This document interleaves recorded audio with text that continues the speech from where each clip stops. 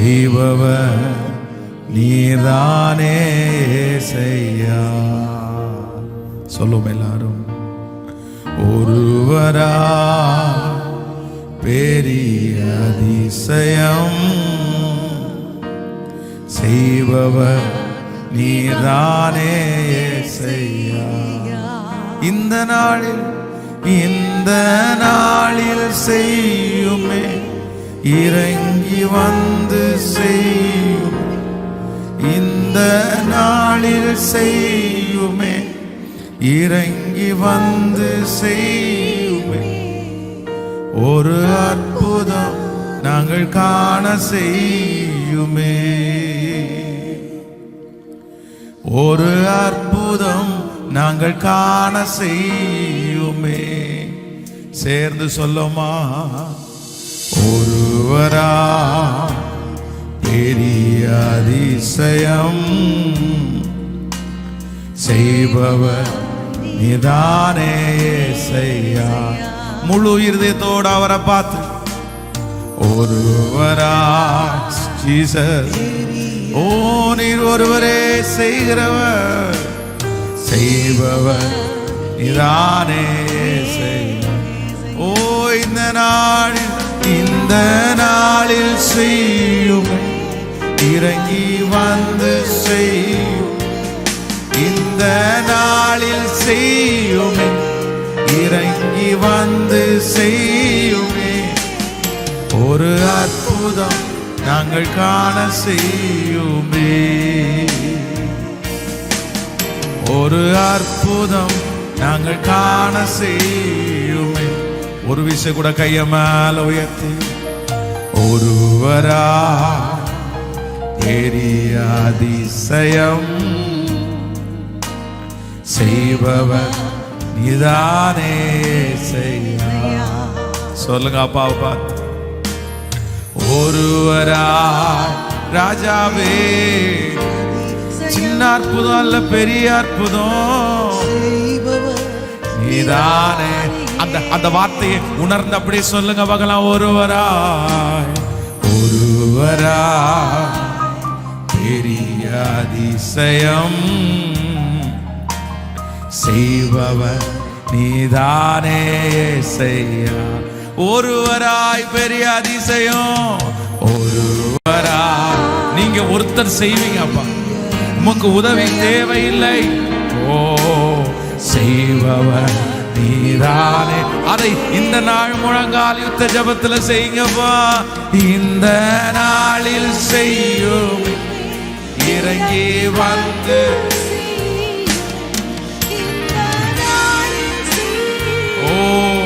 இறங்கி வந்து இந்த 6வது நாள் இந்த நாளில் செய்யுமே, இறங்கி வந்து செய்யுமே. ஒரு அற்புதம்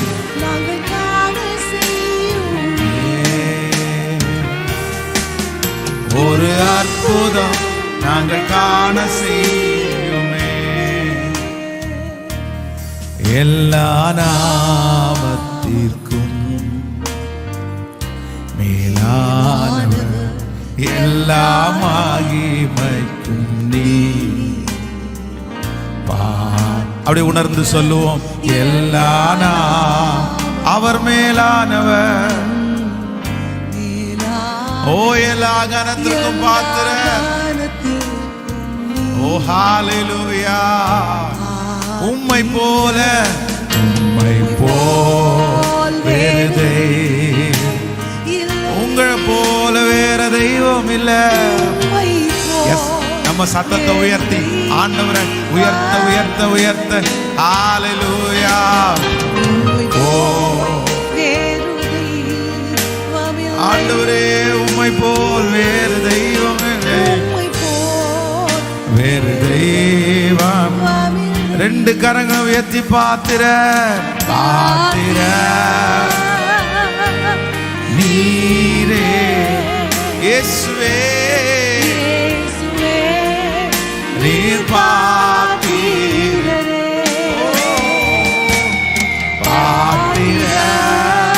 நீரே இயேசுவே, நீர்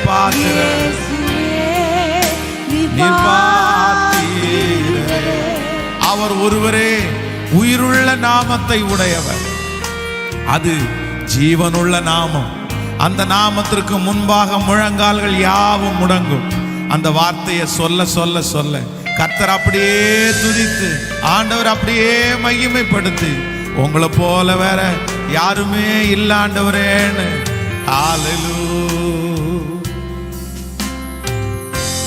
உயிருள்ள நாமம், மேலான நாமம், ஜீவனுள்ள நாமம், இயேசுவின் நாமம். உயிருள்ள நாமம், மேலான நாமம், ஜீவனுள்ள நாமம், இயேசுவின் நாமம். உம்மை போல் வேறு தெய்வமில்லை. சொல்லுங்க, உம்மை போல் வேறு தெய்வமில்லை அப்பா. உம்மை போல் வேறு தெய்வமில்லை. உம்மை போல் வேறு தெய்வம். திரும்ப திரும்ப திரும்ப இந்த வார்த்தையை எல்லாரும் சொல்லிக்கொண்டே, உம்மை போல் வேறு தெய்வம் இல்லை. உம்மை போல் அற்புதம் செய்கிறதில்லை. உம்மை தவிர வேறு யாரும் உண்டு ராஜா? இஸ்ரவேல் ஜனங்களை செங்கடலை பிளந்து அந்த வனாந்திரத்திலே அழகாய் நடத்தின உம்மை போல் வேறு யாரும் உண்டு? உம்மை போல் வேறு தெய்வமில்லை. உங்களை போல வேறு தெய்வம் வேறு தெய்வம். சேர்ந்து இப்போ சொல்லும், பாத்திர நீரே, பாத்திர நீரே. என்ன உயர்த்தினதுடைய மேன்மை நீங்க தான், நீங்க தான். எல்லாவற்றும், எல்லா கனத்திற்கும், எல்லா மகிமைக்கும், எல்லா உயர்வுக்கும் நீர் ஒருவரே பாத்திர. ஓ இயேசுவே, நீர் பாத்தி. திரும்ப திரும்ப சொல்லும், பாத்திர நீரே, பாத்திர நீரே. இயேசுவே, நீர் பாத்திரரே. உந்தன் நாமம் மேன்மை போ வேறொரு நாமம் இல்லை. உந்தன் நாமம் மேன்மை போல், உந்தன் நாமம் மேன்மை போல் வேறொரு நாமம் இல்லையே. நீரே என் தேவன், நீரே என் தேவன், நீரே என் தேவன், வல்லமை உள்ளவரே. நீரே என் தேவன், நீரே என் தேவன், நீரே என் தேவன், ஆலோசனை கர்த்தரே. இப்ப சொல்ல, உம்மை ஆராதிப்பே, உம்மை ஆராதி, உம்மை ஆராதிக்கின்றேன், உம்மை ஆராதிக்கின்றேன் இயேசுவே. ஹalleluya. ஓ ஓ ஹalleluya. உம்மை ஆராதி, உங்களை நான் ஆராதிக்கின்றேன் இயேசுவே. எஸ், ஆம் ஆண்டவருடைய பிள்ளைகளே, வேத வசனம் நமக்கு தெளிவாய் சொல்லுகிறது, அவர் புனிதருக்கு புனிதர்,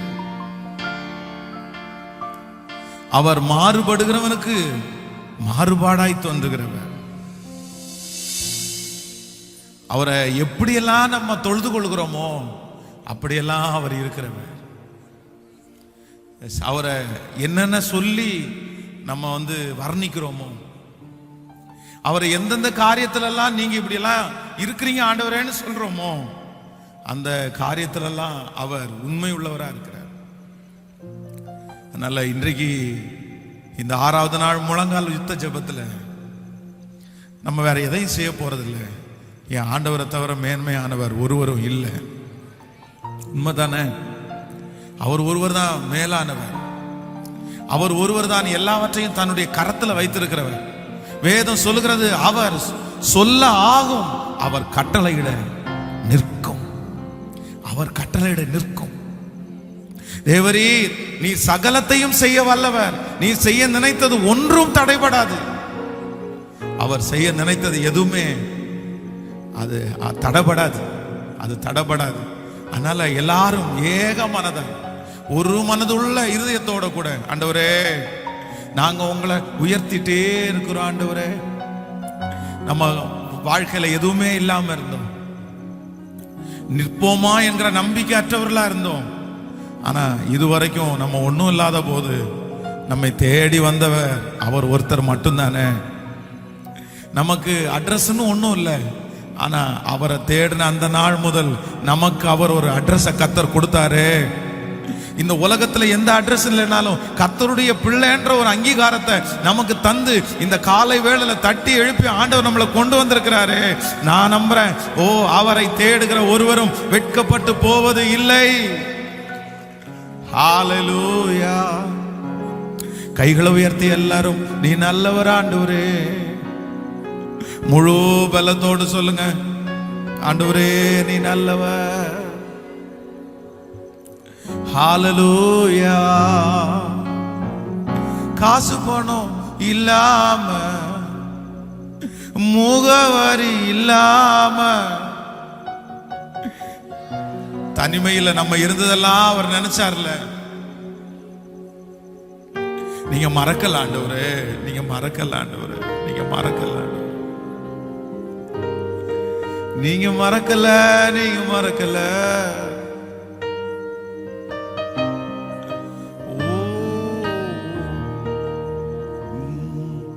காசு பணம் இல்லாம, முகவரி இல்லாம, தனிமையில் நான் அழுதத நீர் மறக்கலையே. காசு பணம் இல்லாம,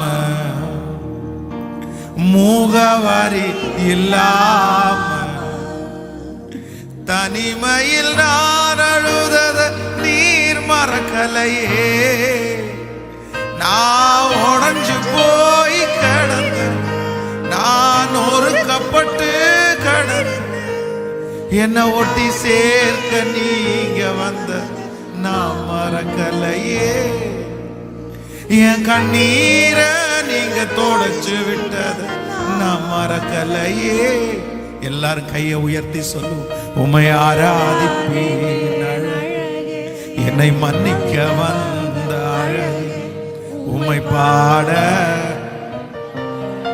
ஒரு நாவு பத்தலையே. உம்மை ஆராதிப்பேன் அழகே, என்னை மன்னிக்க வந்த அழகே, உம்மை பாட புகழ ஒரு நாவு பத்தலை.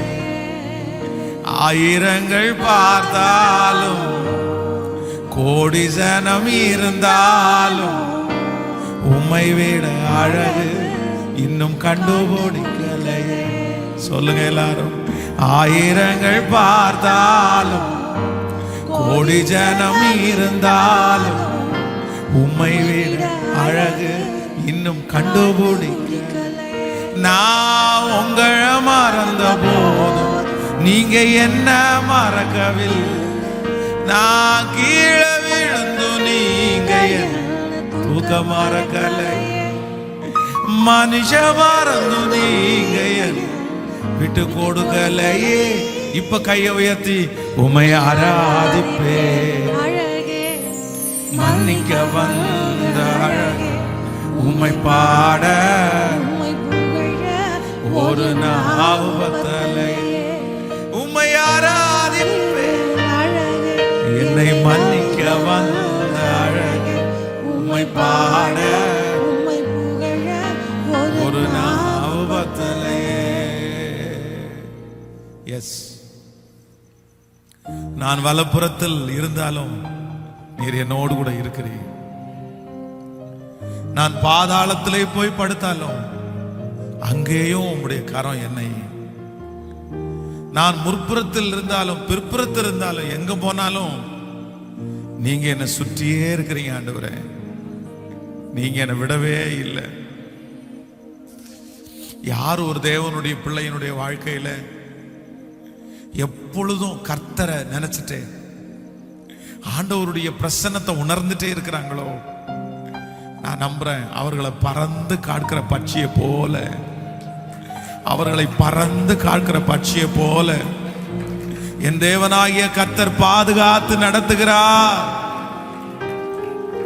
அந்த அன்பை நினைக்கிறவங்க எல்லாம் இந்த காலை வேளையில ஒரு விஷயம் கூட சொல்லுவோம், காசு பணம் இல்லாம, உண்மாண்டவரே, முகவரி இல்லாம, தனிமையில் அழுதத நீர் மறக்கலையே. ஒரு நாள் ₹1 கூட என் பாக்கெட்ல இல்லையா ஆண்டவரே. அடுத்த வேளை சாப்பிடுறதுக்கு என்ன பண்ணுவேன்னு அங்கலாச்சனை ஆண்டவரே. ஆனா நான் திரும்பி பார்க்கும்போது இன்றைக்கு இத்தனை ஆசீர்வாதத்திற்கும் காரணர் நான் அல்ல, என் பலன் அல்ல, என் சம்பாத்தியம் அல்ல, என் ஞானம் அல்ல, முழுக்க முழுக்க முழுக்க நீர் என்னை தேடி வந்ததுதான் என்று நம்புறவர்கள் கரங்களை தட்டி கர்த்தரை மகிமைப்படுத்துவோம். அது நீங்க தான்ப்பா, நீங்க தான்ப்பா, நீங்க தான்ப்பா. யாரு வேணாலும் மறக்கலாம். இன்னைக்கு என் ஜோப்ல எதுவுமே இல்லாம இருக்கலாம், இன்னைக்கு எனக்கு எந்த அட்ரஸுமே இல்லாம இருக்கலாம். ஆனா ஆண்டவர்னு ஒருத்தர் இந்த 21 நாளைக்குள்ள கர்த்தர் என் தலையெழுத்த மாற்றி, கர்த்தர் எனக்கு ஒரு அட்ரஸை கொடுத்து என் பாத்திரத்தை நிரம்பி வழிய பண்ணி என் குறைவுகளை எல்லாம் கர்த்தர் நிறைவாக்கி, வெட்கப்பட்டு போன சகல இடத்திலையும் என்னை கீர்த்தியும் புகழ்ச்சியுமாய் வைத்து, நான் இந்த மாதம் காற்றை காணப் போவதில்லை, மழையை பார்க்க போவதில்லை, ஆனாலும் என் வாய்க்கால்களை தண்ணீரால் நிரப்ப பண்ணுகிறது என் இயேசு என்னோடு இருப்பார். ஹalleluya. அத நம்புறவங்க கைய மேல வெத்தி இன்னொரு விஷயம் கூட சொல்லுவோம், காசு பணம் இல்லாம, முகவரி இல்லாம, தனிமையில் நான் அழுதத நீர் மறக்கலையே. உண்மைதான், உண்மைதான் ஆண்டவரே. காசு பணம் இல்லாம நீங்க நினைச்சீங்களே அப்பா, முகவரி இல்லாம, தனிமையில் நான் நீர் மறக்கலை. நான் உடைஞ்சு போய் கடந்த, நான் ஒருக்கப்பட்டு கடந்த, என்னை ஒட்டி சேர்க்க நீங்க வந்தத நான் மறக்கலையே. என் கண்ணீர நீங்க தொடச்சு விட்டத நான் மறக்கல. இப்ப சொல்லுவோம், உம்மை ஆராதிப்பேன், உம்மை ஆராதிப்பேன், என்னை மன்னிக்க வந்த உம்மை பாட ஒரு நாவு பத்தலை. உம்மை ஆராதிப்பேன் அழகே, என்னை மன்னிக்க வந்த அழகே, உம்மை பாட உம்மை புகழ ஒரு நாவு பத்த. அப்பாவை பார்த்த ஆயிரங்கள் பார்த்தாலும் பார்த்தாலும், கோடி ஜனம் இருந்தாலும், உம்மை அழகு இன்னும் கண்டுகூடி. சொல்லுங்க அப்பா பார்த்து, ஆயிரங்கள் நான் ஒண்ணும் இல்லாம இருக்கும்போது என்னை தேடி வந்தீங்களப்பா. இயேசுவை போல அழகு இன்னும் கண்டு, நான் உங்களை மறந்த போ, நான் உங்களை மறந்த போ, நீங்க என்ன மறக்கவில்லை. நான் கீழே விழுந்து நீங்க என்ன, அப்பா அப்பா உண்மைப்பா, நான் தாழ விழுந்து நீங்க என்ன தூக்க. இப்ப முடிஞ்சவங்க கைய மேல உயர்த்தி உம்மை ஆராதிப்பேன். எஸ், இந்த வார்த்தையை சொல்ல சொல்ல இந்த காலை வேளையில கர்த்தர் மகிமைப்படுகிறார். ஆண்டவர் மகிமை முழு பலத்தோட சொல்லுங்க. ஓ ஹalleluya. உம்மை ஆராதிப்பேன் அழகே, என்னை மன்னிக்க வந்தாய். ஓ ஓ திரும்ப உம்மை ஆராதிப்பே, உம்மை ஆராதி. ஓ அழகே உம்மை பாட. சொல்லுங்க சொல்லுங்க, அந்த வார்த்தை அறிக்கை செய்து கொண்டே உம்மை ஆராதிப்பே.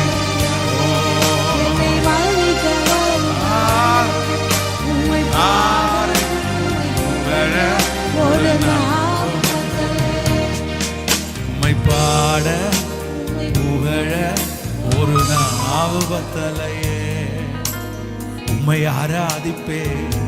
அழகே என்னை மன்னிக்க வந்த உம்மை பாட ஒரு நாவு பத்தலையே. கடைசியா ஒரு வார்த்தையை சொல்லுவோம், நீர் மாத்திரம் போ, நீர் மாத்திரம் போ, நீர் மாத்திரம் போதும். உங்க சமூகத்திலே முழங்காலிலே நாங்கள் நிற்கிறோம் அப்பா. இந்த நாளில் உங்க சமூகத்துல முழங்கால நிற்கிறோம். எங்களுக்கு வேற ஒன்றுமே வேண்டாம், நீங்க மட்டும் எங்களுக்கு போதும். யெகோவாயீரே தந்தையாம் தெய்வம், நீர் மாத்திரம் போதும் எங்களுக்கு. அதை உணர்ந்து சொல்றவங்களுக்கு எல்லாருக்கும் நல்லவராய். யெகோவா ராஃபா சுகம் தரும் தெய்வம், உம் தாழும் புகழால் சுகமானோ. யெகோவா ஷமா என் கூட இருப்பி, என் தேவை எல்லாம் சந்திப்பி. இப்ப முழு பலத்தோடு நீர் மாத்திரம் போ. இயேசுவே இந்த வார்த்தையை உச்சரிக்க உச்சரிக்க இந்த முழங்கால் யுத்த ஜெபத்துல உங்களுடைய கரங்களை பிடிக்கட்டும் ஆண்டவர். ஓ ஹalleluya, நீர் மாத்திரம். முழு பலத்தோடு சொல்லுங்க சிஸ்டர், பிரதர், இந்த வார்த்தையை சொல்லுங்க. இந்த உலகத்துல மாயமான இந்த உலகத்துல வேற ஒன்று வேண்டாம், எனக்கு நீர் மாத்திரம் போதும், நீர் மாத்திரம் போதும், நீர் மாத்திரம் போதும். எஸ், அத்தனை பேர் ஆண்டவரை அறிந்தவர்கள் இருந்த போதிலும் ஒரே ஒரு தாவீது வனாந்திரத்துல நீர் மட்டும் எனக்கு போதும்னு சொன்னான்.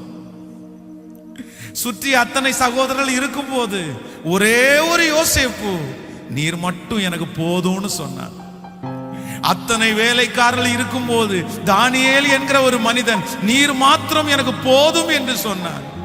வேதம் சொல்லுகிறது, தாவீதை அவர்கள் சகோதரர்கள் மத்தியிலே கர்த்தர் ராஜாவாய் அபிஷேகம் பண்ணினார். யோசேப்பை அந்நிய தேசத்திலே கர்த்தர் அதிகாரியாய் மாற்றினார். தானியேலை சத்துருக்களுக்கு முன்பாய் கர்த்தர் அவன் தலையை உயர்த்தினார். அந்த தேவனாகிய கர்த்தர் இன்றைக்கு இந்த முழங்கால் யுத்த ஜெபத்திலே கர்த்தர் வாக்கு கொடுக்கிறார். ஆண்டவரை உயர்த்துகிற உனக்கு உன் வம்சத்திலே இருக்கிற சகல பேரை விட, உன் குடும்பத்திலே இருக்கிற அத்தனை பேரை விட கர்த்தர் வெகு சீக்கிரத்திலே இந்த 21 நாள் ஜெபம் முடியும் போது நான் நம்புகிறேன், நம்முடைய தலைகள் எல்லாம் உயர்த்தப்பட்டு நம்முடைய பாத்திரம் நிரம்பி வழிந்து, ஓ ஹalleluya, அநேகருக்கு சாட்சியாய் ஆண்டவர் நம்மை நிறுத்துவார். ஹalleluya, நான் நம்புறேன் ஆண்டவரே. சொல்லலாமா, நீர் மாத்திரம் போ, நீர் எவ்வளவு அழகா இருக்கு அந்த வார்த்தையை உச்சரிக்க உச்சரிக்க. நீர்மா, எஸ், ரொம்ப ரொம்ப நான் நம்புறேன் ஆண்டவர் இப்ப காலையிலே அப்படியே இந்த இடத்துல நம்ம ஆராதிக்கிற இடத்துல அப்படி உலாவிட்டே இருக்கிறாரு. நம்ம எந்த இடத்துல ஆராய்ச்சல் அங்க உலாவுறாரு. நீங்க மாத்திரம் போதும். எனக்கு அந்த பாட்டை பாடலாண்டே இருக்குது. நீர் மாத்திரம் போதும். சொல்லுங்க, யெகோவாயீரே தந்தையா. அவங்க அற்பமாய் நினைக்க நினைக்கதான் கர்த்தர் உங்களை உயர்த்துறார். போதும் எனக்கு யெகோவா ராஃபா சுகம் தரும் தெய்வம் உம் தாழம்புகளால் சுகமானோ யெகோவா ஷம்மா என் கூட இருப்பீ என் தேவை எல்லாம் சந்திப்பீ இப்ப சொல்லுவோம் நீர் மாத்திரம் போதும் நீர் மாத்திரம் போதும் நீர் மாத்திரம் போதும் ஐயரே ஐயரே நீர் மாத்திரம் ஹல்லேலூயா எஸ் ஒரு 10 விசை சொல்லி நம்ம ஜெபிச்சு செய்திக்குள்ளாய் கடந்து போறோம். 1வது விசை கையை மேல உயர்த்தி நீமா எஸ் இப்போ சாங்ஷன் பண்ணப்படட்டும். எனக்கு வேற சொந்தம்னு ஒருத்தரும் இல்ல ஆண்டவரே, எனக்கு ஒருத்தர் சொந்தம்னு இல்ல சொல்லுவோம். 2வது விசை சொல்லுவோம். முடிஞ்சவங்க கையை மேல உயர்த்தி நீர்மா எங்க அப்பா நீர் தான், எங்க அம்மா நீர் தான், என் உடன் பிறப்பு நீங்க தான், என்ன உயர்த்துறது நீங்க தான், என் தலையை நிமிர பண்ணுகிறது நீங்க தான். 3வது விசை சொல்லுவோம். நீர் மாத்திரம் போதும் நீர் மாத்திரம் நீர் எஸ் இப்போ இந்த வார்த்தையை சொல்ல சொல்ல கர்த்தர் நிறைய பேருடைய கரத்தை பிடிச்சு நான் இருக்கேன் உன் எதிர்காலம் என் கையில இருக்குது, நான் உன்னை உயர்த்துவேன், நான் உனக்கு வழிகளை திறப்பேன், ஓ நான் உனக்காக கட்டுகளை அவிழ்த்து போடும், நான் உனக்கு முன்னே போவேன், நான் உன்னுடைய குடும்பத்தை பார்த்துக் கொள்வேன். ஹல்லேலூயா ஜீசஸ். ஓ 5வது விசை சொல்லுவோம். நீர் மாத்திரம் இது துணிக்கப்படுகிற ஒவ்வொரு இடங்களிலையும் கர்த்தருடைய ஒரு பிரசன்னம் இந்த காலை வேளையிலே நிரப்புகிறது. ஓ நீர் மாத்திரம் போ நீர் வாய்களை நன்றாய் விரிவாய் திறந்து சொல்லுங்க. எஸ் அவர் கையில கொடுக்கிறதுக்கு சமம். ஹல்லேலூயா ஆமென். நீர் மாத்திரம் போதும் நீர் மாத்திரம். Yes Lord yes praise the Lord. Yes yes 8வது விசை சொல்லமா நீர் மாத்திரம் போதும் நீர் அந்த எதிர்பார்த்து கொண்டிருக்கிற காரியம் கர்த்தருடைய கரத்திலே வாய்க்கட்டும். ஓ ஹல்லேலூயா. 9வது விசை சொல்லுவோம். நீர் மாத்திரம் இப்பவே அந்த தடை கற்களை கர்த்தர் எடுத்து போடட்டும். நீமா 10வது விசை கரங்களை தட்டிக்கொண்டே ஓரம் தன சௌகோரம் தலர நீர் மாத்திரம் போதும் நீர் மாத்திரம் போதும் எனக்கு நீர் மாத்திரம் போதும் எங்களுக்கு. பிதாவாகிய தேவனே, உம்மை தெய்வமாய் கொண்ட ஜனங்கள் நாங்கள் பாக்கியம் உள்ளவர். நாங்க விசுவாசிக்கிறோம் ஆண்டவரே, நாங்க நம்புறோம் ஆண்டவரே. இந்த முழங்கால நிற்கும் போது நீரே எங்களுடைய பக்கத்துல அருகாமையில வந்து எங்க தலை மேல உங்களுடைய கரத்தை வச்சு நீ இஸ்ரவேலின் தேவனாகிய கர்த்தரிடத்தில் வேண்டிக் கொண்டதை நான் உனக்கு தருவேன்னு இந்த 21 நாள் ஜெபம் முடியும் போது அந்த மகிமை எங்க தலை மேல இருக்க போகிறதற்காக உமக்கு ஸ்தோத்திரம் ஆண்டவரே. எத்தனை பேருடைய ஜெப குறிப்பை பார்க்கிற ஆண்டவரே. நிறைய பேர் தங்களுடைய கண்ணீரின் வாழ்க்கையா ஆண்டவரே அவ்வளவு சொல்லி இருக்கிறாங்களே, என்ன செய்வதென்று அறியாமல் இருக்கிறாங்கப்பா. நிறைய பேருக்கு முடிவெடுக்கிறது கூட என்னன்னு தெரியல ஆண்டவரே. ஆனா இந்த காலை வேளையில அந்த ஒவ்வொரு ஜெப குறிப்புகளுக்காக அவங்க எந்த ஊர்ல இருந்து அவங்க எந்த சூழ்நிலையிலிருந்து அந்த ஜெப குறிப்பை சொன்னாலும் அந்த ஜெப குறிப்புக்காக இப்பொழுது உம்முடைய பிள்ளைகளாகிய நாங்கள் திறப்பிலே நிற்கிறோம். பதில் கொடுங்க ராஜா. இந்த 21 நாள் முழங்கால் யுத்த ஜெபம் முடியும் போது சாட்சிகள் வந்து கொண்டே இருக்கட்டும் ஆண்டவரே. சாட்சிகள் வந்து கொண்டே இருக்கட்டும் ஆண்டவரே. எங்க திருச்சபைக்காகவும் நாங்க ஜெபிச்சிட்டு இருக்கிறது உமக்கு தெரியும். இது எங்க ஊழியம் அல்ல, அது உங்க ஊழியம் ஆண்டவரே. நீங்க இதுவரையிலும் நடத்தினதற்காக உமக்கு ஸ்தோத்திரம் ஆண்டவரே, நன்றி. இப்பொழுது இந்த மகா பெரிய திட்டத்துல உங்க பிரச்சனை எங்க கூட இருக்கட்டும் ஆண்டவரே. இதுல நிறைய பேர் கை கோத்திருக்கிறாங்கல்ல, அவங்களுக்கு ஒரு நஷ்டமும் வரக்கூடாதுப்பா ஆண்டவரே. அவர்கள் அந்த திட்டத்துல செய்ய செய்ய அவர்களுடைய வருமானங்கள் பெருகட்டும், நஷ்டங்கள் இயேசுவின் நாமத்தினால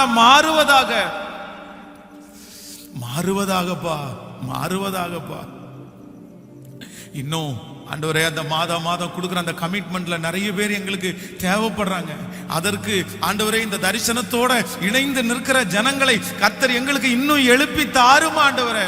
இந்த 12 மாதம் முடியும் போது நாங்க எல்லாரும் சாட்சி செய்து ஏகோபித்து இந்த நெகேமியா எப்படி பிரதிஷ்டை பண்ணாரோ அப்படியே நாங்களும் அதை பிரதிஷ்டை பண்ணுவதற்கு கர்த்தாவே தேவனே எங்களுடைய கைகளை திடப்படுத்தும், எங்களுடைய இருதயங்களை திடப்படுத்தும் அப்பா. எங்களுடைய ஜெபத்தை கேட்டதற்காக உமக்கு கோடி நன்றி. இயேசுவின் மூலம் ஜெபம் எடுக்கிறோம் நல்ல பிதாவே, ஆமென், ஆமென். ஆண்டவருடைய நாமத்தினாலே உங்களை மீண்டுமாக நான் வாழ்த்தி நான் வரவேற்கிறேன். இந்த காலை வேளையிலே உங்களை எல்லாரையும் ஆலயத்திலும் நேரலையிலும் சந்திப்பதிலே நான் மிக்க மகிழ்ச்சி அடைகிறேன். ஆண்டவர் உங்களோடு கூட இருப்பார். நேரடியாக நம்ம இன்றைக்கி கர்த்தருடைய வார்த்தைக்கு நேராய் நாம் கடந்து போகிறோம். ஒவ்வொரு நாட்களும் தேவனுடைய மனுஷனாகிய இந்த நெகேமியாவினுடைய வாழ்க்கையிலே ஆண்டவர் அவனை நடத்தி வந்த விதத்தை குறித்து, அவன் மிகப்பெரிய பொறுப்பாகிய அந்த அலங்க கட்டுகிற அந்த வேலையை முடிப்பதற்கு ஆண்டவர் அவனுக்கு கொடுத்த ஒரு பெரிய அபிஷேகத்தை, அவனிடத்தில் இருந்த நல்ல தாளந்துகளை குறித்து நம்ம தியானித்து கொண்டே இருக்கிறோம். ஒரு வெற்றியுள்ள ஒரு தலைவன், ஒரு வெற்றியுள்ள ஒரு தலைவிக்கு தேவையான சில காரியங்களை நம்ம தியானிக்கிறோம். இன்றைக்கும் நான் கடந்த நாட்களிலே தியானித்த போது ஆண்டவர் என் இருதயத்தில் பேசின ஒரு வார்த்தையை நம்ம எடுத்துக்கொள்ளலாம். நெகேமியாவின் புஸ்தகத்திலே 2ஆம் அதிகாரத்தை எல்லாரையும் எடுத்துக்கொள்ளலாம். 2ஆம் அதிகாரம் 13வது வசனத்திலிருந்து நாம் வாசிக்க போகிறோம். நெகேமியாவின் புஸ்தகம் 2ஆம் அதிகாரம் 13வது வசனத்திலிருந்து வாசிக்கலாம். அன்று ராத்திரி பள்ளத்தாக்கின் வாசல் வழியாய் புறப்பட்டு வலு சர்ப்பத்தின் துறவை கடந்து குப்பை மேட்டு வாசலுக்கு வந்து எருசலேமில் இடிந்து போன அலங்கத்தையும் அக்கினியினால் சுட்டரிக்கப்பட்ட அதன் வாசல்களையும் பார்வையிட்டேன். அப்பொழுது அவ்விடத்தை விட்டு உருணி வாசலண்டைக்கும் ராஜாவின் குளத்தண்டைக்கும் போனேன். நான் ஏறி இருந்த மிருகம் அங்கே நடந்து போகிறதற்கு வழி இல்லாதிருந்தது. அந்த ராத்திரியிலே நான் ஆற்றோரமாய் போய் அலங்கத்தை பார்வையிட்டு திரும்பி பள்ளத்தாக்கின் வாசல் வழியாய் வந்துவிட்டேன். நான் போனதும் நான் செய்ததும் அதிகாரிகள் ஒருவருக்கும் தெரியாதிருந்தது. அதுவரையிலையும் நான் யூதருக்காகிலும் ஆசாரியர்கள் பெரியவர்கள் அதிகாரிகளுக்காகிலும் வேலை செய்கிற மற்றவர்களுக்காகிலும் ஒன்றும் அறிவிக்கவில்லை. பின்பு நான் அவர்களை நோக்கி, எருசலேம் பாழாய் கிடக்கிறதையும் அதன் வாசல்கள் அக்கினியால் சுட்டரிக்கப்பட்டு கிடக்கிறதையும் நாம் இருக்கிற சிறுமையை பார்க்கிறீர்களே, நாம் இனி நிந்தைக்குள்ளாகாதபடிக்கு எருசலேமின் அலங்கத்தை கட்டுவோம் வாருங்கள் என்று சொல்லி. ஆமென். 16வது வசனம், நான் போனதும் நான் செய்ததும் அதிகாரிகள் ஒருவனுக்கும் தெரியாது. அதுவரையிலையும் நான் யூதருக்காகிலும் ஆசாரியர்கள் பெரியவர்கள் அதிகாரிகளுக்காகிலும் வேலை செய்கிற மற்றவர்களுக்காகிலும் ஒன்றும் அறிவிக்கவில்லை. ஆமென். ஆண்டவருடைய பிள்ளைகளே, இந்த நெகேமியா அலங்கத்தை கட்டுவதற்கு ராஜாவினிடத்திலே பர்மிஷன் வாங்கிட்டு பொருட்களை எல்லாம் வாங்கிட்டு தன்னுடைய நாடாகிய சொந்த நாடாகிய எருசலேமுக்கு வந்து விட்டார். இப்பொழுது நான் நேற்றைக்கு சொன்னது போல தன்னுடைய வாகனத்தை எடுத்துக்கொண்டு இரவிலே அவர் அந்த தேசத்திலே எங்கெல்லாம் பழுதாய் கிடக்கிறது, என்னெல்லாம் பண்ணலாம் அப்படின்றத போய் அவர் சுற்றி பார்க்கிறார். பொதுவாக அந்த தேசத்திலிருந்து ஒரு அதிகாரியாய் ராஜாவினுடைய கீழே பானபாத்திரக்காரன் என்கிற வேலை ஒரு மிக உன்னதமான வேலை. யார் ராஜா யாரை ரொம்ப நம்புறாரோ அவர்களை தான் பானபாத்திரக்காரராக நியமிப்பார். ஸோ ராஜாவினிடத்தில் வேலை செய்த ஒருத்தன் வந்திருக்கிறான் அப்படின்னு சொல்லி ஊர் ஜனங்கள் எல்லாருமே, ஊரில் இருக்கிற தலைவர்கள் பெரியவர்கள் எல்லாருமே, எதுக்காக வந்திருக்கான் இவன், என்ன விஷயம், நீ அங்கேருந்து வந்திருக்கிறானே, அது ஒரு ராஜாவினிடத்திலிருந்து வந்திருக்கிறானே, எல்லாருக்குள்ளேயும் ஒரு பெரிய கேள்விகள் எதுக்காக வந்திருக்கிறா அப்படின்ற அந்த ஆன்சருக்காக நிறைய பேர் வெயிட் பண்ணிட்டே இருப்பாங்க. ஆனா வேதம் சொல்லுகிறது அவன் அந்த தேசத்தை சுற்றி பார்க்கிற வரைக்கும், அப்படின்னா அந்த தேசத்திலே இடிந்து கிடக்கிற இடம், அந்த தேசத்துல என்னென்ன நம்ம பண்ணணும் அப்படின்ற அந்த முழு திட்டத்தையும் தனக்குள்ளே போடுகிற வரைக்கும் வேதம் சொல்லுகிறது அவன் தனிமையாகவே இருந்தான். அவன் வந்ததையோ அவன் போகிறதையோ அவன் செய்ய போகிறதையோ அவனுக்கு கொடுத்த தரிசனத்தையோ யாருக்குமே அறிவிக்கவில்லை. அப்போ இந்த காரியத்தை நான் தியானித்துக் கொண்டிருக்கும் போது ஆண்டவர் என்னுடைய இருதயத்தில் பேசினார், ஒரு வெற்றியுள்ள தலைவனாய் தலைவியாக நீங்கள் மாற வேண்டும் என்று சொன்னால் உங்களுக்கு இருக்க வேண்டிய அடுத்த மிகப்பெரிய குவாலிட்டி என்ன அப்படின்னா, யார் தனிமையிலே நிற்க வேண்டும் என்று ஆசைப்படுகிறார்களோ, இல்லையென்றால் தனிமையிலே யாரெல்லாம் நிற்கிறார்களோ அவர்கள்தான் பெரிய வெற்றியை அடைய முடியும் என்கிறதை நீங்கள் மறந்துடவே கூடாது. இன்னைக்கு நான் கொடுக்கிற செய்தியினுடைய தலைப்பு தனிமையாக நில், தனிமையாக நில். ஒரு தேவனுடைய பிள்ளைய ஆண்டவர் நடத்துகிற பாதையே என்ன அப்படின்னா, நீங்கள் முதல்ல ஆரம்பிக்கும் போது நீங்க தனிமையா தான் ஆண்டவர் நிக்க வைக்கிறாரு. நம்ம வளர்ந்ததற்கு பிறகு நம்முடைய கூட்டங்கள் அதிகமாகும் போது, நம்முடைய செல்வ பெருக்கு அதிகமாகும் போது நம்மோடு நிறைய பேர் வந்து சேர்கிறார்கள், அவர்களுக்கு நாம் உதவி செய்கிறோம். ஆனால் ஒரு வெற்றியுள்ள தலைவனாய் தலைவியாய் நீங்கள் நிற்க வேண்டும் என்றால், நான் கூட்டத்தோட தான் ஆரம்பிப்பேன், நான் ஜனங்களோட தான் நான் ஆரம்பிப்பேன், நான் என் சொந்தக்காரங்களோட தான் ஆரம்பிப்பேன் அப்படின்னு நீங்க நினைச்சிட்டீங்க அப்படின்னா நிச்சயமாகவே அந்த காரியத்தில் உங்களால பெரிய வெற்றியை அடையவே முடியாது. அவர்கள் உங்களை அப்படி செய்யவும் விட மாட்டார்கள். நீங்கள் வளர்ந்ததற்கு பிறகு உங்களோட வந்து கூடுகிற கூட்டம் வேற, நீங்க வளர்றதுக்கு முன்னாடி வந்து கூடுற கூட்டம் வேற. நீங்க வளர்றதுக்கு முன்னாடி ஆட்களோட தான் இருக்கணும், நான் தனிமையில செய்ய மாட்டேன் அப்படின்னு சொன்னா அந்த ஜனங்கள் உங்களை எப்படி வேணுமாலும் டைவர்ட் பண்றதுக்கு நிறைய வாய்ப்பு இருக்குது. ஆனா நீங்க ஆரம்பிக்கும் போது, நீங்கள் ஒரு காரியத்தை செய்யும் போது நீங்க எப்பவும் எப்படிதான் இருக்கணும் அப்படின்னா, தனிமையிலே தான் ஆண்டவர் உங்களை பழக்கிறாருங்கிறதை நீங்கள் மறந்து விடவே கூடாது. இது ஒரு பெரிய அனுபவம் எனக்கு இருக்கிறது. இந்த ஊழியத்தினுடைய ஆரம்பத்தில் பார்த்தீங்க அப்படின்னா ஜனங்கள் ரொம்ப குறைவாய் தான் இருப்பாங்க. அப்போ நான் ஒரு வீட்டில் தங்கி இருக்கிறேன். வீட்டிலேருந்து வாசல்லேருந்து இறங்கினா சர்ச்சு, அப்படின்னா ஒரே காம்பவுண்டு, ஒரு 5 சென்ட் இடம். அந்த 5 சென்ட் இடத்துல ஒரு பார்ட் சர்ச்சு, இன்னொரு இடத்துல வீடு. அதுவும் நான் இந்த பக்கம் வீட்டில் குடியிருக்கிறேன், இந்த பக்கத்தில் ஒரு கிறிஸ்தவ குடும்பம் ஒன்று குடியிருக்கிறாங்க. அப்போ ஞாயிற்றுக்கிழமை ஆராதனை நமக்கு 8:30 மணிக்கு ஸ்டார்ட் ஆகும். ஆனால் என் பக்கத்து வீட்டில் இருக்கிறவங்க இன்னொரு திருச்சபைக்கு போகிறாங்க, தூரமான ஒரு சர்ச்சுக்கு போகிறாங்க. அவங்க 7:30 மணிக்கு வீட்டை விட்டு கிளம்புவாங்க. நான் அப்போல்லாம் 6 மணிக்கே போய் சர்ச்சில் ரெடியாகி உட்காந்து ஜெபம் பண்ணிட்டு ஆயத்தப்படுத்திட்டே இருப்பேன். ஆனால் 7:30 மணிக்கு நம்ம சர்ச்சில் பார்த்தீங்க அப்படின்னா 3 பேர் 4 பேர் 5 பேர் தான் வருவாங்க. ஆனால் 7:30 மணிக்கு பக்கத்து வீட்டில் இருக்கிறவங்க கிளம்பி அவங்க திருச்சபைக்கு போவாங்க. அப்போ நான் நினைப்பேன், சரி இவ்வளோ தூரத்துல இருந்து அந்த திருச்சபைக்கு போகிறாங்களே, எட்டி காலடி எடுத்து வச்சா நம்ம சர்ச்சு, அது ஒரே காம்பவுண்டில் இருக்கிறோம், ஆறுதலுக்காவது ஒரு நாள் வரமாட்டேங்கிறாங்களே. அவங்களுடைய திருச்சபைக்கு முக்கியத்துவம் கொடுக்கறது நல்லது, ஆனால் அப்படி நினைச்சேன். அப்போ ஆண்டவர் ஆரம்பத்திலே என்னை எந்த பாதையில நடத்தினார் அப்படின்னு சொன்னா, தனிமையான பாதையில தான் நடத்தினார். இன்றைக்கு ஒருவேளை இந்த ஜெபத்தை கேட்கிற ஆண்டவருடைய பிள்ளையே, நீங்கள் தனிமையான பாதையிலே நடக்கலாம், உங்களோடு ஒருவரும் இல்லாமல் இருக்கலாம். உங்களுடைய தரிசனத்தை சுமக்க, உங்களுடைய சொப்பனத்தை சுமக்க, இல்லைஎன்றால் உங்களுடைய வேலையில உங்களுக்கு கை கொடுக்க, உங்களுக்கு உதவி செய்ய நான் நம்புறேன் ஆண்டவர் உங்களை தனியாக நிற்க வைக்க வேண்டும் என்று நினைக்கிறார். ஆண்டவர் உங்களை உயர்ந்த இடத்துல வைக்க வேண்டும் என்று நினைக்கிறார். அதனால தான் கர்த்தர் உங்களை தனிமையான பாதையில கொண்டு போறாரே தவிர, இந்த தனிமை ஒரு நாளும் உங்களுடைய வாழ்க்கையில தீமையாய் முடியவே முடியாது. ஆமென் சொல்லுங்கள். நீங்கள் பரிசுத்தவான்களுடைய வாழ்க்கையை எடுத்து வாசிப்பீர்களே ஆனாலும் அவர்களையும் கர்த்தர் எப்படி நடத்தினார் அப்படின்னா, அவங்க கூட்டத்தில் அத்தனை பேர் இருந்தாலும் கர்த்தர் அவர்களை மட்டும் தனியாக கர்த்தரவனை நடத்தினார். யாருமே அவங்களோட சேர மாட்டாங்க, யாருமே அவங்களுக்கு பிரியமா இருக்க மாட்டாங்க, இவங்க சொல்றது யாருக்குமே பிடிக்காது, அவங்க இவங்களுக்கு விரோதியா இருப்பார்கள். ஒரு வீட்டில் ஒருத்தன் தனிமைப்படுத்தப்படுறான் அப்படின்னா, ஒரு ஆபீஸ்ல ஒருத்தன் தனிமைப்படுத்தப்படுறான் அப்படின்னா, ஒரு குடும்பத்துக்குள்ள ஒருத்தன் தனிமைப்படுத்தப்படுறான்னா, நான் நம்புறேன் கர்த்தர் அவனை கொண்டு அங்கே ஏதோ ஒன்றை செய்ய போகிறார்.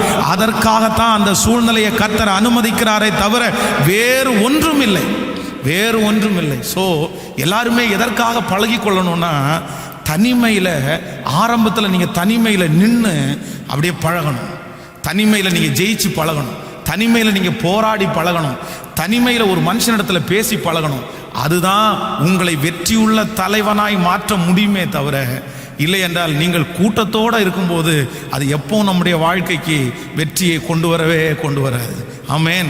இன்றைக்கு இந்த முழங்கால் யுத்த ஜெபத்தில் ஆண்டவரிடத்தில் என்ன கேட்கணும் அப்படின்னா, ஆண்டவரே எனக்கு சில நேரங்களில் சிலருக்கு வந்து ஆட்கள் இல்லை அப்படின்னா அப்படியே மனசு வெடிச்சு போகுது. சிலருக்கு அதான் ரொம்ப பிடிக்கும், ஆளோட இருக்கணும்.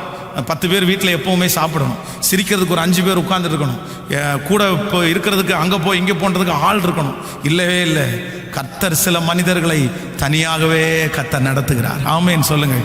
ஆனால் இந்த வசனத்தை நான் தியானித்து கொண்டிருக்கும் போது ஒரு 3 காரியங்களை நான் வந்து அறிந்து கொண்டேன். அப்படின்னா, நீங்கள் தனிமையாக இருக்கிறதுனால உங்களுக்கு 3 விதமான ஆசீர்வாதம் இருக்குது.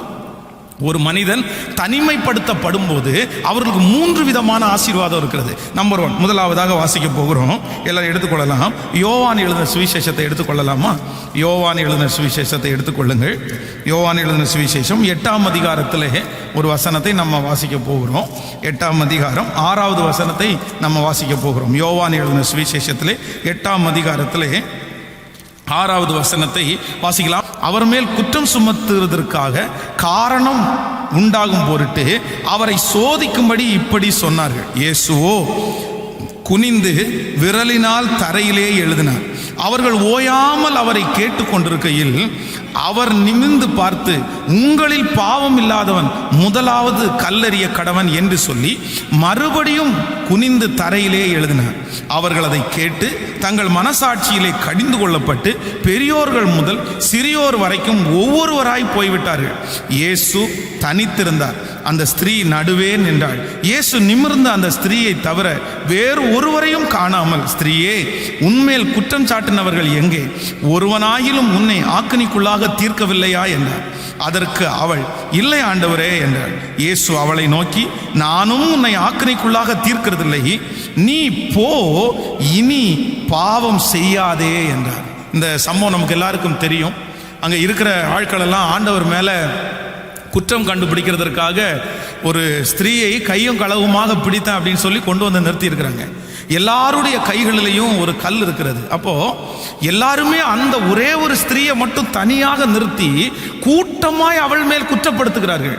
இவள் இப்படி தப்பு பண்ணியிருக்கிறா, இவளை நாங்கள் கையும் களவுமா பிடிச்சோம், இவளை அழிவுக்குரியவர்கள், இவளை வந்து கல்லெறிஞ்சு கொல்லணும், அதுதான் மோசையினுடைய நியாயப்பிரமாணத்தில் எழுதி இருக்குது, எதுக்கும் உங்கள்கிட்ட ஒருத்தர் வார்த்தை கேட்கலாம் அப்படின்னு தான் வந்தோம் அப்படின்னு எல்லாருமே அவளை தனியாக நிற்பாட்டி மற்றவங்க எல்லாம் கூட்டமாக நின்றுருக்கிறாங்க. உடனே ஆண்டவர் என்ன சொல்றாரு அப்படின்னா, சரி, உங்களில் பாவம் இல்லாதவன் முதலாவது கல்லெறிய கடவன் அப்படின்னு சொல்றாரு. எல்லாரும் மனசாட்சியில் குத்தப்பட்டு எல்லாரும் கல்லுகளை போட்டுட்டு அப்படியே எல்லாரும் திரும்பிட்டாங்க. இப்போ ஆண்டவர் திரும்பி பார்க்கும்போது, உன்னை யாருமே குற்றப்படுத்தலையான்னு கேட்கும்போது அந்த ஸ்திரீ சொல்கிறாள், ஒருத்தரும் குற்றப்படுத்தலை. இப்போ அந்த இடத்துல யாரெல்லாம் நின்றுருக்காங்கன்னா அந்த ஸ்திரீயும் ஆண்டவரும் மட்டும்தான் நின்று கொண்டிருக்கிறார். அப்போதான் ஆண்டவர் சொல்றாரு, நானும் உன்னை குற்றவாளியாக தீர்க்கல, நீ போ, இனி பாவம் செய்யாதே. நன்றாய் நினைத்துக் கொள்ளுங்கள், நீங்கள் தனியாக நிற்கும் போது உங்களுக்கு கிடைக்கிற முதல் பிளஸிங் என்ன அப்படின்னா, உங்க கூட ஆண்டவர் நிற்பாரு. உங்க கூட ஆண்டவர் நிற்பாரு. நீங்க எப்பெல்லாம் தனியா நிற்கிறீங்களோ, எப்பெல்லாம் தனிமையிலே தள்ளப்படுகிறீர்களோ, உங்கள் சொந்தங்கள் வெறுத்து தள்ளுகிறார்களோ, உங்கள் வேலை ஸ்தலத்திலே வெறுத்து தள்ளப்படுகிறீர்களோ, உங்கள் குடும்பத்தில் இருக்கிறவர்கள் வெறுத்து தள்ளுகிறார்களோ, நான் தீர்க்க தரிசனமா சொல்றேன், நீங்க தனிமையை நிற்கும் போது நீங்க தனியாள் அல்ல, உங்க கூட கண்ணுக்கு தெரியாமல் ஆண்டவராகிய இயேசு கிறிஸ்து உங்களுக்கு துணையாய், உங்களுக்கு ஆதரவாய் உங்களோட இருக்கிறார் என்கிறதை நீங்கள் மறந்து விடவே கூடாது. தனியாக நிற்கும்போது கர்த்தர் நம்மோடு கூட இருக்கிறார். கர்த்தர் நம்மோடு கூட இருக்கிறார். ஒரு வயதான ஒரு அம்மா தன்னுடைய வீட்டிலே படுத்து கிடக்கும் போது அந்த இரவில் வந்து ஒரு பெரிய நாகப்பாம்பு அந்த வீட்டுக்குள்ளே வந்திருக்கு. அப்போ இவர்கள் வந்து ஒரு சின்ன குடிசை வீட்டில் கிடந்து தனியாக இருக்காங்க. அப்போ இவர்களுக்கு யாருமே இல்லை. திடீர்னு ஒரு சத்தம் கேட்டு போய் பார்த்தா ஒரு பெரிய பாம்பு.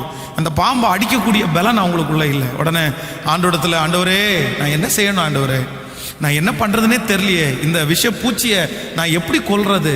அவங்க அப்படி ஜோம் பண்ணா அடுத்த சில நிமிடங்களிலே பார்ப்பீர்களே, ஆனால் அதுவே போய் தெரியாம ஒரு சின்ன ஓட்டைக்குள்ள தன்னுடைய தலையை விட்டு வெளியே வர முடியாம மாட்டி அங்கேயே திரும்பி திரும்பி திரும்பி தன்னுடைய சரீரத்தை அடிச்சு அப்படியே செத்து விழுந்துருச்சு. அப்போதான் அவங்க வந்து ஆண்டவருக்கு நன்றி சொன்னாங்களாமா, இந்த வீட்டில் நான் மட்டும் தனியாக இல்லை, இந்த வீட்டில் என் கூட தூதர்களோட கர்த்தர் இந்த வீட்டில் உலாவி கொண்டிருக்கிறார்.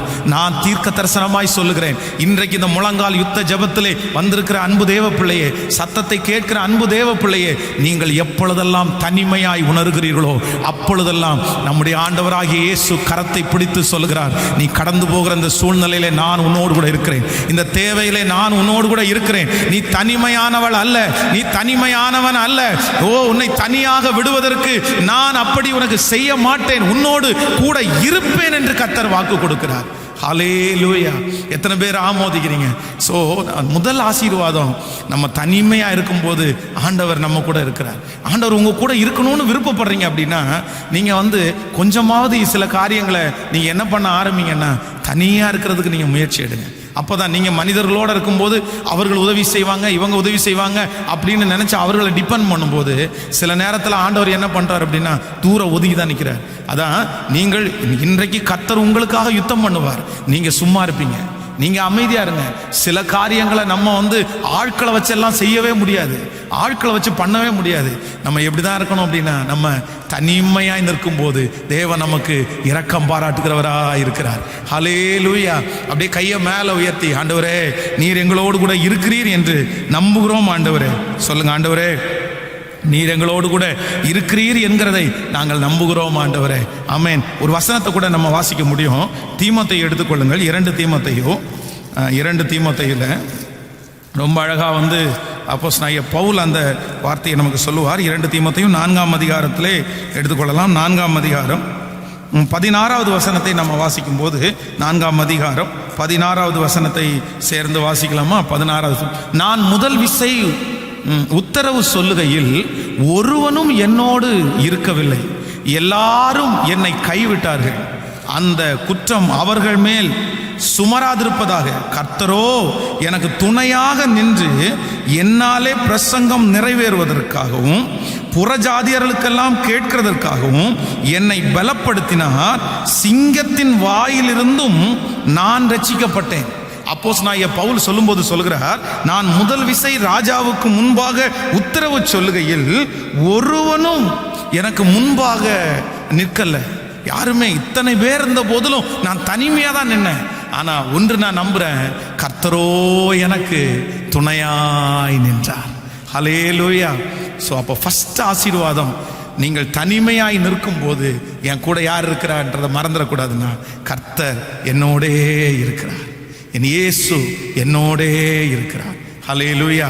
அந்த சிச்சுவேஷன் வரும்போதெல்லாம் நீங்கள் நினைங்க, அவங்களுக்கெல்லாம் எல்லாரும் இருக்காங்களே, எனக்கு மட்டும் ஏன் யாரும் இல்லை, எனக்கு மட்டும் ஏன் இல்லை, நீ நினைக்கவே நினைக்காதீங்க.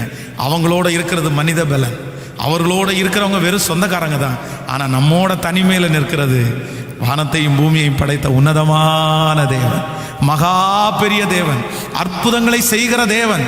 அவர்களுக்கும் நம்முடைய ஆண்டவருக்கும் எம்மாத்திரம், நம்முடைய ஆண்டவர் எவ்வளவு பெரியவர். ஆமென்.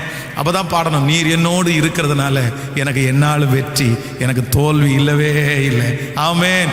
தோல்வி எனக்கு இல்லையே, நான் தோற்று போவதில்லையே. ஹல்லேலூயா! தோல்வி எனக்கு இல்லையே, நான் தோற்று போவதில்லையே. சொல்லோ, நீர் என்னோடு இருக்கும்போது என்னாலும் வெற்றி வெற்றியே. நீர் என்னோடு இருக்கும்போது என்னாலும் வெற்றி வெற்றி. முடிஞ்சவங்க கையை தட்டி சொல்லுவோம், தோல்வி எனக்கு இல்லையே, நான் தோற்று போவதில்லை. ஹல்லேலூயா! தோல்வி எனக்கு இல்லையே, நான் தோற்று போவதில்லையே. ஹல்லேலூயா! ஹல்லேலூயா! ஹல்லேலூயா! ஹல்லேலூயா! ஹல்லேலூயா! ஹல்லேலூயா! ஹல்லேலூயா! ஹல்லேலூயா! ஹல்லேலூயா! ஹல்லேலூயா! ஹல்லேலூயா! ஹல்லேலூயா! ஹல்லேலூயா! ஆமென். சொல்லுங்கள், யாரும் நம்மோட கடைசி வரைக்கும் இருக்கவே முடியாது. யாரும் நம்மோட கடைசி வரைக்கும் இருக்க மாட்டாங்க. நம்மை பெத்த அம்மாவோ அப்பாவோ கடைசி வரைக்கும் வரமாட்டாங்க. இதை மனசில் ஃபிக்ஸ் பண்ணிவிட்டு நீங்கள் என்ன பண்ணணும் அப்படின்னா, ஆண்டவர் என் கூட கடைசி வரைக்கும் வருவார் என்கிற ஒரு பெரிய நம்பிக்கை நமக்கு மிக அவசியமான ஒன்று. விசுவாசிக்கிறீர்களா? ஆண்டவரத்தில் இன்றைக்கு இந்த முழங்கால் யுத்த ஜபத்தில் எல்லாரும் ஜபமாய் செய்யுங்கள். ஆண்டவரே, நான் தனிமையாக நிற்கிறதுக்கு நான் பழகணும். ஆண்டவரே, ஒவ்வொருத்தரும் பழகணும்.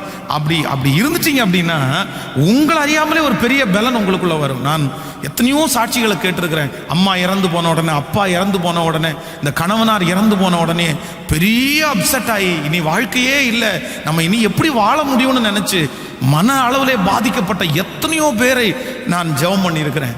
அப்போ அவங்களுக்கு அது மனிதன் நம்மளை விட்டு பிரிந்து போகும்போது கஷ்டம்தான். ஆனால் நான் என்ன நம்புறேன் அப்படின்னா, கடைசி வரைக்கும் உங்களோட இருக்கிற இயேசு உங்களோடு கூட இருக்கிறார். நீங்க மனிதர்கள் உங்களை விட்டு போனதை குறித்து நீங்கள் ஒரு நாளும் கவலைப்படாதீங்க. நீங்க தனியா இல்லை, நீங்க தனியா இல்லை, நீங்க தனியா இல்லை. ஆண்டவர் உங்களை தனியா வைக்கல. நீங்க தனியா இந்த உலகத்துல நடமாடல. உங்களுக்கே தெரியாம ஆண்டவர் உங்களோட கண்டிப்பா இருக்கிறார். அதனாலதான் நீங்க ஜீவனோட இருக்கிறீங்க. கர்த்தர் உங்களை கொண்டு நிறைய பேரை சாட்சியாய் நிறுத்த போறார். நிறைய பேருக்கு சாட்சி சொல்றதற்காக தான் ஆண்டவர் உங்களை வச்சிருக்கிறார். அதனால எல்லாரும் இருக்கணும், எல்லாரும் இருக்கணும், எல்லாரும் இருக்கணும். ஆரம்பத்தில் எல்லாரும் இருக்கணும். No no no no. சில இடங்களில் நீங்க மட்டும்தான் நிற்கணும். அப்பதான் ஆண்டவர் உங்களுக்கு அழகாக உங்களை நடத்த முடியும். ஆமேன்னு சொல்லுங்க. நம்பர் 2, இரண்டாவதாக, நீங்கள் தனியாக நிற்கிறதுனால உண்டாகிற இரண்டாவது ஆசீர்வாதம், அதை கூட நம்ம வாசிக்க போறோம். நீங்கள் ஆதியாகமும், ஸ்தோத்திரம், ஆதியாகமம் 30ஆம் அதிகாரத்தை எடுத்துக்கொள்ளுங்கள். ஆதியாகமம் 30ஆம் அதிகாரத்தில் நம்ம 27வது வசனத்திலிருந்து நம்ம வாசிக்க போகிறோம். எல்லாரும் எடுத்துக்கொள்ளலாம். ஆதியாகமம் 30வது அதிகாரத்தில் 27வது வசனத்திலிருந்து நம்ம வாசிக்கலாமா? அப்பொழுது லாபான், உன் கண்களில் எனக்கு தயவு கிடைத்ததேயானால் நீ இரு, உன் நிமித்தம் கர்த்தர் என்னை ஆசீர்வதித்தார் என்று குறிப்பினால் அறிந்தேன். உன் சம்பளம் இன்னதென்று எனக்கு சொல், நான் அதை தருவேன் என்றார். அதற்கு அவன், நான் உம்மை சேவித்த விதமும் உம்முடைய மந்தை என்னிடத்தில் இருந்த விதமும் அறிந்திருக்கிறீர். நான் வரும் முன்னே உமக்கு இருந்தது கொஞ்சம், நான் வந்த பின் கர்த்தர் உம்மை ஆசீர்வதித்ததினால் அது மிகவும் பெரிதாயிருக்கிறது. இனி நான் என் குடும்பத்திற்கு சம்பாத்தியம் பண்ணுவது எப்போது என்றான். அதற்கு அவன், நான் உனக்கு என்ன தர வேண்டும் என்றான். யாக்கோபு, நீர் எனக்கு ஒன்றும் தர வேண்டியதில்லை, நீ சொல்லுகிறபடி நீர் எனக்கு செய்தால் உம்முடைய மந்தையை திரும்பி காப்பேன். ஆமேன் சொல்லுங்கள். இதுவரையிலையும் இந்த யாக்கோபு தன்னுடைய மாமனாகிய லாபானுடைய வீட்டிலே அடைக்கலமா இருக்கிறேன். இவன் தனியா இருக்க முடியாதனால அந்த குடும்பத்தோட இருந்து அந்த திருமணத்தை எல்லாம் பண்ணி, இப்போ அவனுக்குள்ளே ஒரு எண்ணம் வருது, இல்லை இல்லை இல்லை இல்லை, கண்டிப்பா நம்ம இந்த மாதிரி இது கூடத்தோட இருக்கிறது எப்பவும் செட் ஆகாது. அதான் லாபான் சொல்லுகிறான், நீ வந்ததுக்கு பிறகு எனக்கு ஒரு பெரிய ஆசீர்வாதம் வந்துச்சு அப்படின்றத குறிப்பினால் அறிந்தேன். நான் கணக்கு வச்சிருக்காங்கப்பா, அந்த கணக்கை எடுத்து பார்த்தேன். நீ வர்றதுக்கு முன்னாடி எனக்கு இருந்த வருமானத்துக்கும் நீ வந்ததுக்கு அப்புறம் எனக்கு இருந்த வருமானத்திற்கும் ஐயோ நிறைய வித்தியாசம் இருக்குது. அப்பதான் சொல்றான், யாக்கோபு சொல்றான், இல்ல கர்த்தர் என் கூட இருந்து என்னை ஆசீர்வதிச்சார், நான் நிறைய உங்களுக்கு சம்பாரிச்சு கொடுத்தேன். ஆனா இன்னைக்கு நீ என்ன தனிமையா இருக்க வைத்திரு. அதனால நான் கண்டிப்பா எனக்காக, என் குடும்பத்திற்காக தனியா நின்று சம்பாதிக்கணும்ன்ற ஒரு முடிவுக்கு வந்துட்டாரு. அதற்கு பிறகு உனக்கு என்ன வேணும் கேளப்பான்னு, எனக்கு ஒன்றும் தர வேண்டாம், இனி நான் செய்யறதுக்கு எனக்கு சம்பளம் கொடுத்தா போதும்னு சம்பளம் பேசி அதன் மூலமாய் யாக்கோபு ஒரு பெரிய திரளான ஐஸ்வர்யம் உள்ளவனான. வேதம் சொல்லுது, அவனுக்கு ஆடுகள், மாடுகள், வேலைக்காரர்கள், வேலைக்காரிகள் எல்லாம் பெருகின. இப்போ தன்னுடைய மாமனார் வீட்டை விட்டு வெளியே வருகிறார். மாமனார் இவரை தேடி வரார். தேடி வரும்போது வேதம் சொல்லுது, அந்த மாமனாருக்கு முன்பாக யாக்கோபு தலை குனிந்தல்ல, தலை நிமிர்ந்து நின்றான். ஏன் அப்படின்னா, நான் உங்களுக்கு கொடுக்க வேண்டியது ஒன்றும் இல்லை, நீங்க எனக்கு தர வேண்டியது ஒன்றும் இல்லை, உங்களுடைய பொருள் எதையுமே நான் எடுத்துக்கொள்ளவில்லை, உங்களுடைய பொருள் எது இருந்தாலும் நீங்க அழகா எடுத்துக்கொண்டு போங்க அப்படின்னு அவன் சொல்லிட்டான். அப்போ நன்றை நினைத்துக் கொள்ளுங்கள், நீங்கள் தனியாக நிற்பீர்களே ஆனால் எந்த மனுஷனிடத்திலையும் நம்ம வருத்தம் வைக்க வேண்டிய அவசியமே இல்லை. யாருமே நம்மளை என்ன பண்ண மாட்டாங்கன்னா காயப்படுத்தவே மாட்டார்கள். நீங்கள் எப்பொழுது மனிதர்களோட நிற்கணும் அப்படின்னு நினைக்கிறீங்களோ, சில நேரங்களில் எந்த மனிதர்களோட நம்ம நிற்கிறோமோ அந்த மனிதர்கள் நம்மை அதிகமாய் காயப்படுத்துவார்கள். ஆனால் நீங்கள் தனியாக நின்னீங்கன்னு வைங்களேன், உங்களை யாரும் காயப்படுத்தவே முடியாது, உங்களை யாரும் வருத்தப்படுத்தவே முடியாது. இன்னைக்கு சிலர் ரொம்ப காயப்பட்டிருக்கிறதுக்கு காரணம் என்ன அப்படின்னா, தெரியாதவர்களால் அல்ல, தூரத்தில் இருக்கிறவர்களால் அல்ல, மூணாவது நபர்களால் அல்ல, யார் நம்ம கூட நின்னாங்களோ, யார் நமக்கு தோள் கொடுத்தாங்களோ, யார் நம்மளை தூக்கி விடணும்னு நினைச்சாங்களோ அவங்களால தாங்க நமக்கு ரொம்ப மன வருத்தம், அவங்களால தாங்க நமக்கு ரொம்ப கஷ்டம். அதனால சில நேரங்கள்ல ஆண்டவர் உங்களை தனிமையா இந்த பாதையில ஓடுப்பா, உனக்கு யாரும் வேண்டாம் அப்படின்ற காரியத்தை உங்களுக்கு செய்யும்போது நீங்க மனசார அதை ஏற்றுக்கொள்ளணும். ஏன் அப்படின்னா, நான் தனியா நிற்கும் போதுதான் நிறைய மனிதர்கள் என்னை வருத்தப்படுத்தவே முடியாது. ஆமேன்னு சொல்லுங்கள். எத்தனை பேர் விசுவாசிக்கிறீங்க? இல்லை அப்படின்னா சில நேரங்களில் அவங்க ரொம்ப ஈஸியாக நம்மளை என்ன பண்ணிடுவாங்கன்னா வருத்தப்படுத்திட்டு போயிட்டே இருப்பாங்க. அவர்களாலே நமக்கு மிகப்பெரிய பயம் உண்டாகும். சவுல் ராஜா அவனுடைய வாழ்க்கையிலே தன்னை சுற்றி இருந்த ஜனங்கள் எல்லாம் தன்னை சுற்றி இருக்கிற ஜனங்கள் போகிறதை பார்த்த உடனே அவன் பயங்கரமா சோர்ந்து போயிட்டான் பாருங்களேன். உடனே அந்த பலி செலுத்துவதற்காக முயற்சி எடுக்கிறான். அவனுடைய வாழ்க்கையில செய்த தவறே தன்னை விட்டு ஜனங்கள் போகிறத பார்த்த உடனே அவனால அந்த போரை முடிக்க முடியுமான்ற அவநம்பிக்கை வந்து விட்டது. அப்போ நம்மை விட்டு சில மனிதர்கள் கடந்து போகும்போது நமக்கு அவநம்பிக்கை வந்துடும், நம்ம சோர்ந்து போயிடுவோம், நம்ம அந்த காரியத்தை மேற்கொண்டு செய்யவே முடியாது. அதற்காக தான் நான் என்ன சொல்றேன் அப்படின்னா, எதுவா இருந்தாலும் கர்த்தர் சமூகத்தில் நீங்க தனியா செய்யுங்க, அது உங்களுக்கு மிகப்பெரிய வெற்றியா இருக்கும். யாரும் நம்மளை விழத்தள்ளவும் முடியாது, யாரும் நம்மளை சோர்ந்து போக பண்ணவும் முடியாது. இல்ல அப்படின்னா அவங்க நம்மளை விட்டு போன உடனே நமக்கு என்ன வரும் அப்படின்னா ஒரு பெரிய சோர்வு வரும். ஐயோ இவங்க இல்லைன்னா நம்மளால பண்ண முடியாதோ, இவங்க இல்லைன்னா நம்ம செய்ய மாட்டோமோ, இவங்க இருந்தாங்களே இப்ப இல்லையே, நம்ம ஏன் அதுக்கு பண்ணணும்? நீங்க நில்லுங்க, உங்க பட்சத்தில் நிற்கிற ஆண்டவர் வெற்றியாய் நடத்த வல்லவராய் இருக்கிறார். ஹல்லேலூயா. ஸோ நீங்க தனியாக நிற்கிறதுனாலே கிடைக்கிற இரண்டாவது ஆசீர்வாதம் என்ன அப்படின்னா, நான் யாரு போனாலும் யார் வந்தாலும் நான் கவலைப்பட போறதே இல்லை, நான் சோர்ந்து போகவே மாட்டேன். என்னை யாருமே என்ன பண்ண முடியாதுன்னா சோர்ந்து போக பண்ண முடியவே முடியாது. இந்த ஊழியத்தில் ஆரம்பிக்கும் போது கர்த்தர் எனக்கு கற்றுக் கொடுத்த மிகப்பெரிய காரியம் என்ன அப்படின்னா, அதான் உனக்கு 1000 பேர் இல்லாமல் இருப்பாங்க, 1000 பேர் வருவாங்க. ஆனால் எத்தனை பேர் வந்தாலும் உன் முகம் நீ யார்கிட்ட தான் பார்க்கணும்னா என்ன தான் பார்க்கணும். நானும் நீயும் இந்த மகா பெரிய தரிசனத்தில் கோடிக்கணக்கான பேரை கர்த்தர் என் கூட இணைச்சாலும் நான் நோக்கி பார்க்க வேண்டியது ஜனங்களை அல்ல, நான் நோக்கி பார்க்க வேண்டியது வானத்தையும் பூமியையும் படைத்த கர்த்தரை தான் நான் நோக்கி பார்க்க வேண்டும். அப்பதான் நான் சொல்றேன், நீங்க கூட என்னை எப்போ வருத்தப்படுத்த மாட்டீங்க தெரியுமா? நீங்க கூட என்னை எப்போ வருத்தப்படுத்த மாட்டீங்கன்னா, உங்களை நான் எதிர்பார்த்துட்டேன் அப்படின்னா நீங்க கண்டிப்பா வருத்தப்படுத்துற சூழ்நிலைக்கு தள்ளப்படுவீர்கள். நீங்க என்ன வருத்தப்படுத்திடுவீங்க. ஆனா நான் கர்த்தரை எதிர்பார்த்தேன் அப்படின்னா நீங்க என்ன வருத்தப்படுத்தவே முடியாது. ஹல்லேலூயா. அப்போ ஒவ்வொருத்தரும் மனுஷனே அல்ல, யாரதான் அப்படின்னா கர்த்தரையே ஆமோதிக்கிறீங்களா இல்லையா? என் பக்கத்துல நீர் இரு ஆண்டவரே, என் கூட நீர் இரு ஆண்டவரே, நீர் என் கூட இருந்தா என்னை ஏன் வருத்தப்படுத்துறாங்க, என்னை ஏன் கஷ்டப்படுத்துறாங்க, என் மனசை ஏன் உடைக்கிறாங்க? இல்லை, ஆள் வேணும் ஜனங்கள் இருக்கணும்னு நினைக்கிற எல்லாருக்கும் இந்த செய்தி கண்டிப்பாக பொருந்தும். நீங்கள் தனியாக நின்றாதான் அவர்கள் உங்களை வருத்தப்படுத்த முடியாது. ஆமென் சொல்லுங்க. நம்பர் 3, மூன்றாவதாக ஒரு காரியத்தை நம்ம ஜெபித்து முடிக்க போறோம். ஆதியாகமம் 13ஆம் அதிகாரத்தை எடுத்துக்கொள்ளலாம். ஆதியாகமம் 13ஆம் அதிகாரத்திலே 14வது வசனத்தை வாசிக்கலாமா? 13ஆம் அதிகாரம் 14வது வசனத்திலிருந்து வாசிக்கலாம். சோதோமின் ஜனங்கள் பொல்லாதவர்களும் கர்த்தருக்கு முன்பாக மகா பாவிகளுமாய் இருந்தார்கள். ரோத்து ஆபிரகாமை விட்டு பிரிந்து கர்த்தர் ஆபிரகாமை நோக்கி, உன் கண்களை ஏறெடுத்து நீ இருக்கிற இடத்திலிருந்து வடக்கையும் தெற்கையும் கிழக்கையும் மேற்கையும் நோக்கிப்பார். நீ பார்க்கிற இந்த பூமி முழுவதையும் நான் உனக்கும் உன் சந்ததிக்கும் என்றென்றைக்கும் இருக்கும்படி கொடுத்து உன் சந்ததியை பூமியின் தூளை போல பெருக பண்ணுவேன். ஒருவன் பூமியின் தூளை எண்ணக்கூடுமானால் நான் உன் சந்ததியையும் எண்ணப்படும். நீ எழுந்து தேசத்தின் நீளமும் அகலமும் எம்மட்டோ அம்மட்டும் நடந்து திரி, உனக்கு அதை தருவேன் என்றான். அல்லேலூயா. கையை உயர்த்தி ஒரு ஹல்லேலூயா சொல்லுங்க.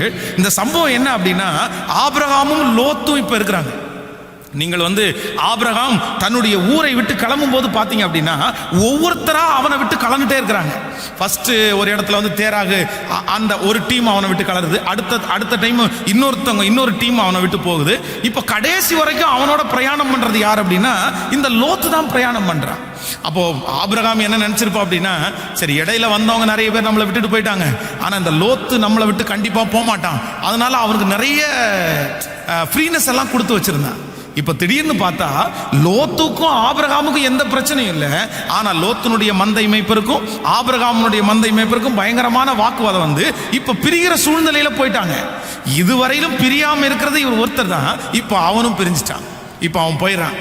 போனா அது வரைக்குமே ஆண்டவர் இப்படிப்பட்ட வாக்கு தத்தத்தை ஆபிரகாம்கிட்ட சொல்லவே இல்லை. ஆனா எப்போ ஆபிரகாமை விட்டு லோத்து பிரிந்து போறானோ அப்பவே கர்த்தர் என்ன சொல்றாரு அப்படின்னா, நீ இந்த பூமியில எவ்வளவு தூரம் நடக்க முடியுமோ அவ்வளவு தூரம் நடந்து திரி, அதை நான் உனக்கும் உன் சந்ததிக்கும் நான் தருவேன்னு கர்த்தர் வாக்கு கொடுத்தார். இவன் லோத்து போகிற வரைக்கும் அந்த வாக்குத்தத்தம் வரவே இல்லை. நன்றாய் கவனித்துக் கொள்ளுங்க. நீங்க சிலர் நம்மளை விட்டு கலர்றதை பற்றி கவலைப்படக்கூடாது. சிலரை ஆண்டவர் நம்மை விட்டு எடுத்துக்கொள்றதை பற்றி கவலைப்பட. அவங்க டேலண்ட் உள்ள ஆட்களா இருக்கலாம், அவங்க பணபலம் உள்ளவர்களா இருக்கலாம், இல்லையென்றால் அவர்கள் உங்களுக்கு சப்போர்ட்டிவான ஆட்களா இருக்கலாம். கர்த்தரே ஒரு மனுஷனை உங்களை விட்டு விலக்குறார் அப்படின்னா நீங்க நினைக்க வேண்டியது, உங்களை தனியா நிக்க வைக்கிறாருன்னா நீங்க நினைக்க வேண்டியது ஒண்ணு என்னன்னா, கர்த்தர் உங்களை முழுமையா ஆசீர்வதிக்க போறாருன்னு அர்த்தம். கர்த்தர் எப்படி உங்களை ஆசீர்வதிக்க போறாரு? சிலர் தனியாக நின்றால்தான் நீங்கள் முழுமையான ஆசீர்வாதத்தை பெற்றுக்கொள்ள முடியும். உங்களுடைய தரிசனம் முழுமையாக நிறைவேற வேண்டும் என்றால் நீங்கள் தனியாக நின்றால்தான் உங்கள் தரிசனம் முழுமையாக நிறைவேற்றப்படும். இல்லை அப்படின்னா அவங்க எனக்கு ஹெல்ப் பண்ணுவாங்க, அவங்க கூட இருக்கட்டும்னு நினைச்சீங்கன்னா உங்க தரிசனம் உங்களை கொண்டு கர்த்தர் வச்சிருக்கிறது முழுமையா என்ன பண்ணாதுன்னா ஃபினிஷ் ஆகவே ஆகாது. இதுவரைக்கும் ஆபிரகாமுக்கு இப்படி வாக்குத்தத்தம் கிடைக்கல. அவன் வெளியே போனோன்னு கர்த்தர் சொல்றாரு, மொத்தமும் யாருக்கு தான்ப்பா, நீ எவ்வளவு தூரம் நடக்க முடியுமா நடந்தது, எல்லாமே உனக்கு தான், எல்லாமே உனக்கு தான், நான் உனக்காக தான் வச்சிருந்தேன். ஸோ அவன் உள்ள இருந்தான். அவன் ஜெபத்தில் குறைவு, விசுவாசத்தில் குறைவு. நீ நேசிக்கிற அளவுக்கு என்ன அவன் நேசிக்கல, நீ விரும்புகிற அளவுக்கு நீ என்ன விரும்பலை. இப்போ அவன் வெளியே போனதுக்கு அப்புறம் உன்னை மட்டும் நான் தனியாக கான்சன்ட்ரேட் பண்ண விரும்புகிறேன். ஹல்லேலூயா. இந்த ஜெபத்தில் இருக்கிறவங்களுக்கு கர்த்தர் தீர்க்க தரிசனமாய் சொல்லுகிறார், ஆண்டவர் இப்படிப்பட்ட ஒரு சூழ்நிலையிலே உங்களை அனுப்புகிறாரா? உங்களை எல்லாரும் உங்களை விட்டு பிரிந்து போகிற ஒரு சூழ்நிலை நீங்கள் தள்ளப்படுகிறீர்களா? நம்புகிறவர்கள் எல்லாம் உங்களை ஏமாற்றுகிறார்களா? நான் நம்புறேன் ஆண்டவர் உங்களை தனியாக கர்த்தர் உங்களை ஆசீர்வதிக்கிறதுக்கு கர்த்தர் விரும்புகிறார். உங்களுக்குரியதை கர்த்தர் கொடுக்கிறதுக்காய் கர்த்தர் விரும்புகிறார். உங்களுக்குரிய முழுமையான ஆசீர்வாதத்தை நீங்கள் பெற்றுக்கொள்ள போகிறீர்கள். எத்தனை பேர் ஆமோதிக்கிறீங்க?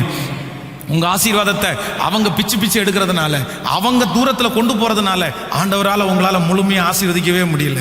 அதனால நான் இந்த செய்தியை கொடுக்கறதுனால அவசரப்பட்டு உடனே சுற்றி இருக்கிறவங்களை எல்லாம் கலட்டி விட்டுட்டு நீங்க வந்துருங்க அப்படின்னு சொல்லலை. நீங்க யாரையுமே கலட்டி விட வேண்டாம், உங்களை விட்டு யாருமே போக வேண்டாம். கர்த்தருக்கு பிரியமில்லாதவர்கள் உங்களோட இருப்பார்களே, ஆனால் நீங்க ஜெபம் மட்டும் பண்ணுங்க, அவங்க உங்களோட இருக்க முடியாது, அவங்க உங்களோட இருக்கவும் மாட்டாங்க. ஆமோதிக்கிறீங்களா இல்லையா? அவங்களே அவங்க உங்களை விட்டுட்டு சமாதானமா அவங்க வெளியே போயிடுவாங்க. நீங்க ஜெபம் மட்டும் பண்ணா போதும். ஸோ அப்படி உங்களை விட்டு போறவங்களுக்காக நீங்க என்ன படக்கூடாது அப்படின்னா, வருத்தம் மட்டும் படக்கூடாது. வருத்தம் மட்டும். எல்லாரும் மாறுவார்களா? சத்தமா சொல்லுங்க, எல்லாரும் மாறுவார்களா? எல்லாரும் கைவிடுவார்களா? அதான் நான் 3 காரியத்தை எப்பவும் சொல்லுவேன். ஒன்று, யாரு வேணாலும் உங்க மேல பொறாமப்படுவாங்க.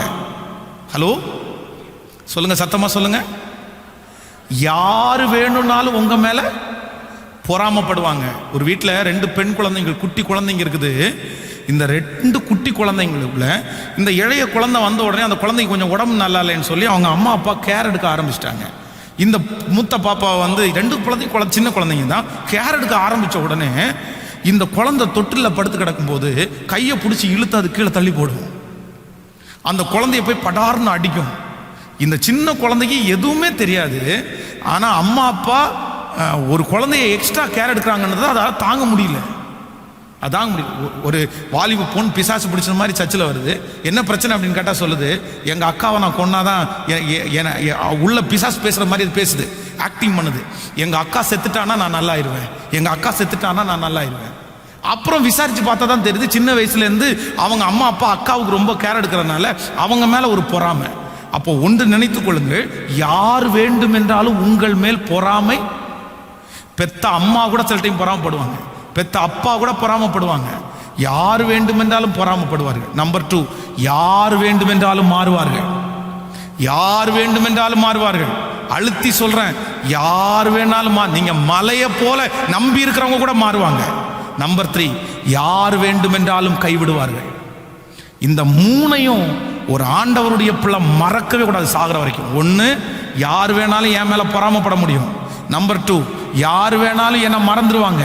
நம்பர் 3, யார் வேணாலும் என்ன கை விட்டுருவாங்க. ஸோ அந்த மாதிரி ஒரு சூழ்நிலை வர்றதுக்கு முன்னாடி நான் என்ன சொல்கிறேன்னா, கர்த்தர் என்னை தனிமையாக நிற்க வைக்கும்போது நான் தனியாகவே நின்றேன்யா, தனியாகவே நின்றேன். கஞ்சியோ கூழோ நான் தனியாக நின்று குடிச்சிட்றேன்யா உனக்கு. அதுக்காக ஜனங்கள் வேண்டான்னு சொல்லலை. வேதம் சொல்லுது 2 பேர் ஒன்றா இருக்கும்போது சூடுண்டாகும்னு சொல்லுது. ஒருவன் விழுந்தால் ஒருத்தன் தூக்கி விடுவான். நம்ம சகோதர ஐக்கியத்தை குறித்து சொல்ல வரல, ஆனால் அவங்களையே சார்ந்து அவங்களையே டிபெண்ட் பண்ணி எந்திரிச்சாலும் தூங்கினாலும் அவங்க பேரை உச்சரித்து, ஐயோ அவங்க எல்லாம் நான் வாழ முடியாது, ஐயோ அவங்க இல்லாமல் நான் எப்படி செய்வேன்? நோ, இல்லவே இல்லை. கர்த்தர் இல்லாமல் தான் நம்மளால் வாழ முடியாது. ஆமேன்னு சொல்லுங்கள். ஒரு முழுமையான ஆசீர்வாதத்தை பெற்றுக்கொள்ளணுமா?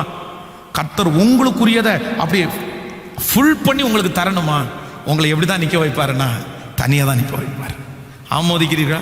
தனியாக நிற்கிற ஒரு மனிதன் தான் முழுமையான ஆசீர்வாதத்தை பெற்றுக்கொள்ள முடியும், பெற்றுக்கொள்ள முடியும். ஆமோதிக்கிறீர்களா? ஏசப்பாட்ட கேட்கணும். என்ன கேட்கணும்? ஆண்டவரே, நான் தனிமையை நிற்கிறதுக்கு எனக்கு என்ன தரும் அப்படின்னா, இந்த நெகேமியாவை குறித்து வேதம் சொல்லுது, அலங்கத்தை கட்ட ஆரம்பிக்கும் போது ஃபர்ஸ்ட் விஷன் என்ன அப்படின்னா, தனக்குள்ளே அவன் ரெடி ஆயிட்டான், அவன் பர்ஃபெக்ட் ஆயிட்டான், அவனுக்குள்ள ஒரு ப்ளூ பிரிண்ட் வந்துருச்சு. அவனுக்குள்ள அந்த ப்ளூ பிரிண்ட் வந்ததுக்கு பிறகுதான் அதை மற்றவங்களுக்கு அவன் ஷேர் பண்றான்.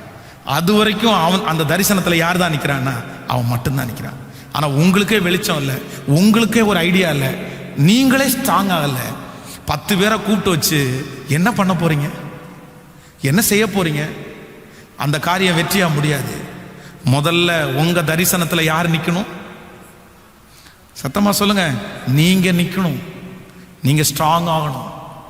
ஊழியத்தில் கர்த்தர் எனக்கு கற்றுக் கொடுத்த பாடமே அதான்.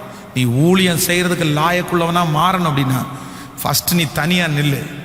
நீ நின்று நீ தரிசனத்தை சுமந்து நீ நல்லா கஷ்டப்பட்டு என்ன பண்ற, என்ன செய்யற, உன்னை எப்படி நடத்துறேன் எல்லாத்தையும் புரிஞ்சுக்கோ. அதுக்கப்புறம் உன் கூட லட்சங்களை ஆயிரங்களை கொண்டு வந்து சேர்ப்பேன். இன்னைக்கு கர்த்தர் அப்படிதான் எனக்கு செஞ்சுட்டு இருக்காரு. கிட்டத்தட்ட ஒரு 7 ஆண்டுகள் என்னை தனியாவே நிற்க வச்சாரு, தனியாவே நிற்க வச்சாரு. யாருமே இல்லாம அத்தனை சொந்தங்கள் அத்தனை நண்பர்கள் இருந்த போதிலும் கர்த்தர் என்ன தனியாவே, இன்னைக்கு இங்கே இருக்கிற யாரையோ ஒருத்தரை, இந்த வார்த்தையை கேட்குற யாரையோ ஒருத்தரை கர்த்தர் இந்த சூழ்நிலையில் தான் நடத்துறாரு. தேவ பிள்ளையே, தனிமையில் நிற்கிறத குறித்து மட்டும் சோர்ந்தே போகாத. ஆண்டவர் உங்களுக்கு கொடுக்குற ஆசீர்வாதம் ஃபர்ஸ்ட் நம்பர் 1, முதலாவதாக நீங்கள் தனியாக நிற்கிறீங்க அப்படின்னா உங்கள் கூட 100% கர்த்தர் நிற்கிறார். ஆமேன்னு சொல்லுங்கள். அல்லேலூயா. மோசேக்கு விரோதமாய் பேசும்போது ஆண்டவரே எழும்பு வழக்காடுகிறார். என் பையன் தனியான்னு நினைச்சிடாத, நான் என் பையன் கூட இருக்கிறேன், அவனுக்காக நான் யுத்தம் பண்ணுவேன், அவனுக்காக நான் வழக்காடுவேன்னு கர்த்தர் எழும்பி நிற்கிறார். ஸோ நீங்கள் தனியாக இருக்கும்போது நம்பர் 1 கர்த்தர் உங்களோட இருக்கிறார். நம்பர் 2, ரெண்டாவது, நீங்கள் தனியாக நிற்கும் போது யாருமே உங்களை காயப்படுத்தவே முடியாது, யாரும் உங்களை சோர்ந்து போக பண்ண முடியாது. நீங்கள் தனியாக நிற்கலைன்னா தான், கூட்டத்தோடு இருந்தால் தான் அவங்க நம்மளை சோர்ந்து போக பண்ணுவார்கள். நம்பர் 3, நீங்கள் தனியாக நின்னாதான் உங்களுக்கு ஒரு முழுமையான ஆசீர்வாதத்தை கர்த்தர் உங்களுக்கு தருவார். ஹல்லேலூயா. இன்றைக்கு இந்த முழங்கால் யுத்த ஜெபத்தில் நான் டிக்ளேர் பண்ணுறேன், இங்கே இருக்கிற எல்லா தேவனுடைய பிள்ளைகளும், இந்த சத்தத்தை கேட்கிற பிள்ளைங்க, ஒரு சின்ன பிஸ்னஸ் ஒன்று ஆரம்பிங்க. இன்வெஸ்ட்மெண்ட் இல்லாத ஒரு சின்ன பிஸ்னஸ் ஆரம்பிங்க. இன்வெஸ்ட்மெண்ட்டே இருக்கக்கூடாது, நீங்கள் பணத்தை செலவு பண்ணக்கூடாது, கடன் வாங்கி தொழில் ஆரம்பிக்கக்கூடாது. நீங்கள் ஒரு சின்ன உங்களுடைய சரீர உழைப்பு, உங்களுடைய கர்த்தர் கொடுத்த ஞானத்தினால ஒரு சின்ன பிஸ்னஸ், ₹1 பிஸ்னஸ் ஆரம்பிங்க. ஒரு நாளில் உங்களுக்கு ₹1 லாபம் வரட்டும், இல்லைன்னா ஒரு மாதத்தில் உங்களுக்கு ₹100 லாபம் வரட்டும். அந்த மாதிரி ஒரு பிஸ்னஸை இப்போ துவங்குங்க, ஜெபம் பண்ணுங்க, அதை டெவலப் பண்ணுங்க, அதை நம்முடைய தேசத்துக்கு தகுந்த மாதிரி அதை மோட்டிவேட் பண்ணி அப்படியே நல்ல அழகாக கொண்டு போங்க. நான் சொல்கிறேன், கர்த்தர் கையோ உங்களுடைய கையோடு இருக்கும். நீங்கள் இன்னைக்கு தனிமையாக இல்லை, ஆண்டவர் இன்னைக்கு நல்லா வாக்கு கொடுக்குறாரு, உங்களோட நான் வர்றேன், உங்களோட கூட நிற்பேன். உங்கள் கையோட கர்த்தருடைய கை இருக்கும், உங்கள் பிஸ்னஸோட கர்த்தருடைய பிஸ்னஸ் இருக்கும், உங்களுடைய வருமானத்தோட கர்த்தருடைய வருமானம் இருக்கும். கர்த்தர் உங்களை தனியாய் நின்று கர்த்தர் உங்களை நடத்த போறாரு. உன்னை அதுக்காக தான் வேறு பிரிச்சேன், அதற்காகத்தான் உன்னை குடும்பத்திலிருந்து இன்னைக்கு வரைக்கும் எத்தனை பேரையோ நீ தேடி போற, எத்தனை பேரையோ சார்ந்து போற. ஆனா நீ திரும்பி பார், ஒருத்தர் கூட உன் கூட நிக்கல, ஒருத்தர் கூட உன்னை கூட இந்த பிரயாணத்துல வரல. எல்லாரும் பாதி வெளியில போயிட்டாங்க, கடைசி வரைக்கும் உன் கூட நிக்கிறது நான் தான். கர்த்தர் இன்றைக்கு தீர்க்க தரிசனமாய் திருவிழம் பற்றுவார். நானே உன் கூட கடைசி வரைக்கும் நிப்பேன்னு கர்த்தர் சொல்றேன். இதுவரைக்கும் நிக்காதவங்களை நீங்க தேட வேண்டாம். ஹல்லேலூயா. எல்லாரும் அப்படி தேவ சமூகத்துல, ஆண்டவரே நீ நல்லவர், நான் நம்புறேன் ஆண்டவரே, நீர் என் கூட இருந்தா போதும் ஆண்டவரே, நான் மதுகளை தாண்டுவேன் ஆண்டவரே. நீங்க இல்லாம என்னால வாழவே முடியாது. நான் தனிமையில நிற்கிறதற்கு ஆயத்தமா இருக்கிறேன்றவங்க கைகளை மேல உயர்த்தி சத்தமா, ஏசப்பா நீர் என் கூட இருந்தால் போதும் என்று சொல்லுங்கள். ஹல்லேலூயா. Thank you Jesus. Thank you Jesus. நம்புகிற மனிதர்கள் நம்மை கைவிடும் போது கர்த்தர் நம்மை ஒரு நாளும் கைவிடவே மாட்டார். நாம் அவரால் மறக்கப்படுவது இல்லை. அவர் நம்மை கைவிடுகிறவரே அல்ல. அவர் நம்மை கைவிடுகிறவரே அல்ல. மனிதர்கள் மறந்து போனாலும், காரணமே இன்றி நம்மை பகைத்தாலும், நம்மை கைவிடாத ஒரு தெய்வம் நம்மோடு கூட இருக்கிறதுனால் எல்லாரும் இருதயத்தின் ஆழத்திலிருந்து இயேசுவே ஹல்லேலூயா சொல்லுங்க. ஏசப்பா சமூகத்தில் அந்த வார்த்தைகளை சொல்லி கர்த்தரை ஆராதிச்சுட்டே இருங்க. நன்றி ஆண்டவரே, நன்றி. ஓ உம்மாலே நாம் மறக்கப்படுவதில்லை, உம் வார்த்தை மாறுவதே இல்லை. சொல்லுவோம் எல்லாரும். உம்மாலே நான் மறக்கப்படுவதில்லை, உம் வார்த்தை மாறுவதே இல்லை. என்னை கைவிடுவதில்லை,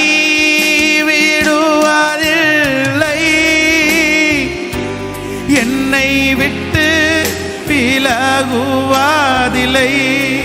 சொல்லுவோம். என்னை கைவிடுவதில்லை, என்னை விட்டு விலகுவதில்லை. உம்மாலே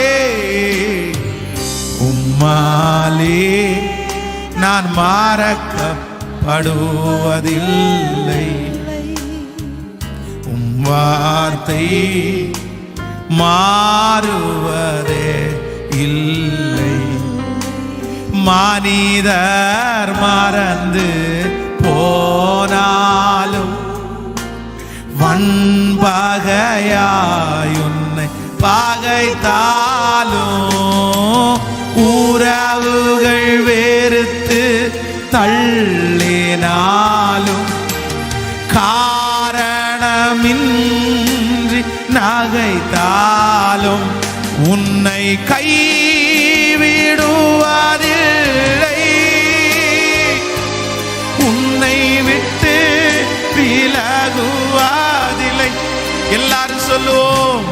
என்னை கைவிடுவ கர்த்தர் கைவிடவே மாட்டார். முடியாதவங்க எழும்பி கூட நின்று கொள்ளலாம். உம்மாலே நான் மறக்கப்படுவதில் பலப்படுத்துகிற ஆவியானவரே, மாறுவதே. சொல்லுங்க அப்பா பார்த்து. உம்மாலே நான் மறக்கப்படுவதில்லை, உம்மாலே நான் மறக்கப்படுவதில்லை, உம் வார்த்தை என்னை கைவிடுவதில்லை, உம் வார்த்தை கையை மேல உயர்த்தி என்னை கைவிடுவதில்லை, என்னை கைவிடுவார். எஸ் சத்தமாய். ஓ என்னை விட்டு நம்பிக்கையோட எங்க அப்பா எனக்கு ஹெல்ப் பண்ண இல்லையே, எங்க அம்மா எனக்கு ஹெல்ப் பண்ண இல்லையே, என் சொந்தக்காரங்க ஒருத்தர் கூட இல்லையே, ஆனால் இன்றைக்கு இந்த முழங்கால் யுத்த ஜெபத்தில் கர்த்தர் சொல்லுகிறார், நான் உன்னோடு இருக்கிறேன், நான் உன்னை கைவிட மாட்டேன், என்னை கைவிடுவார் இல்லை. விசுவாசத்தோடு அறிக்கை செய்யுங்க பிரதர் சிஸ்டர், அறிக்கை செய்யுங்க. எஸ் குடும்பமாய் எல்லாரும் இருக்கிற இடத்துல எல்லாரும் என்னை கைவிடுவதில்லை. ஹல்லேலூயா ஹல்லேலூயா ஹல்லேலூயா. என்னை விலகுவதில்லை. இஸ்ரவேலின் தேவனாகிய கர்த்தாவே, உம்முடைய பிதாக்களுக்கு வாக்குத்தத்தம் பண்ணின இரக்கத்தை எங்களுக்கு செய்தருளும், உம்முடைய பரிசுத்த உடன்படிக்கையை எங்களுக்காக நினைத்தருளும். எங்கள் சத்துருக்கள் கையிலிருந்து எங்களை நீங்களாக்கி உயிரோடு இருக்கும் நாளெல்லாம் நாங்கள் பயம் இல்லாமல் உமக்கு முன்பாக பயபக்தியோடும் நீதியோடும் உமக்கு ஊழியம் செய்ய எங்களுக்கு கட்டளை இடுவீராக. நீர் உம்முடைய ஆபிரகாமுக்கு இட்ட ஆணை, ஓ ஈசாக்குக்கு நீர் கொடுத்த வாக்குத்தத்தம், உம்முடைய பரிசுத்த தீர்க்கதரிசிகளுக்காக நீர் சொன்ன வாக்கின்படியே உமது ஜனத்தை சந்தித்து மீட்டு அவர்கள் சத்துருக்கள் கையில் இருந்தும் எங்களை பகைக்கிறவர்கள் கையில் இருந்தும் ஹல்லேலூயா எங்களை ரட்சித்து எங்களோடு இருந்து எங்களை நடத்துவீராக.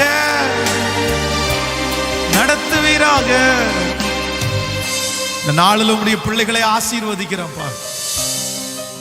இந்த 6வது நாள் முழங்கால் யுத்த ஜெபத்தை நீ நடத்தினதற்காக நன்றி. 7ஆம் நாள் ஒரு பெரிய மகிமையை நாங்க பார்க்கணும் சாமி. எங்களோட இருங்கப்பா. இந்த உலகத்திலே பரவி கொண்டிருக்கிற இந்த நோய் ஒரு பிள்ளைகளை கூட இனி தாக்க கூடாதுப்பா. ஒரு துக்க செய்தி கூட எங்க காதுகளில் கேட்க கூடாது ராஜா. யாரெல்லாம் அந்த பலவீனத்தில் இருக்கிறாங்களோ இப்பொழுது கர்த்தருடைய வல்லம் அவர்களை தொட்டு சுகப்படுத்தும்படியாய் நான் ஜெபிக்கிறேன். மகிமை தாங்கட்டும், உங்க பலன் எங்களுக்கு இருக்கட்டும் ஆண்டவரே. நன்றி ஆண்டவரே, உங்க பாதத்துல ஒப்பு கொடுக்கிறோம். இயேசுவின் மூலம் ஜெபம் எடுக்கிறோம் நல்ல பிதாவே. என் ஆத்துமாவே கர்த்தரை ஸ்தோத்திரி, என் முழு உள்ளமே என் ஆத்துமாவே கர்த்தரை ஸ்தோத்திரி. கர்த்தர் செய்த நம்முடைய ஆண்டவராகிய இயேசு கிறிஸ்துவின் கிருபை, பிதாவாகிய தேவனுடைய அன்பு, பரிசுத்த ஆவியானுடைய அந்யோன்ய ஐக்கியம் நம்மரோடும் இன்றும் என்றும் சதா காலம் கூட இருப்பதாக. ஆமென். ஹல்லேலூயா, ஹல்லேலூயா. God bless you. ஆண்டவர் உங்களை ஆசீர்வதிப்பார். ஆமென்.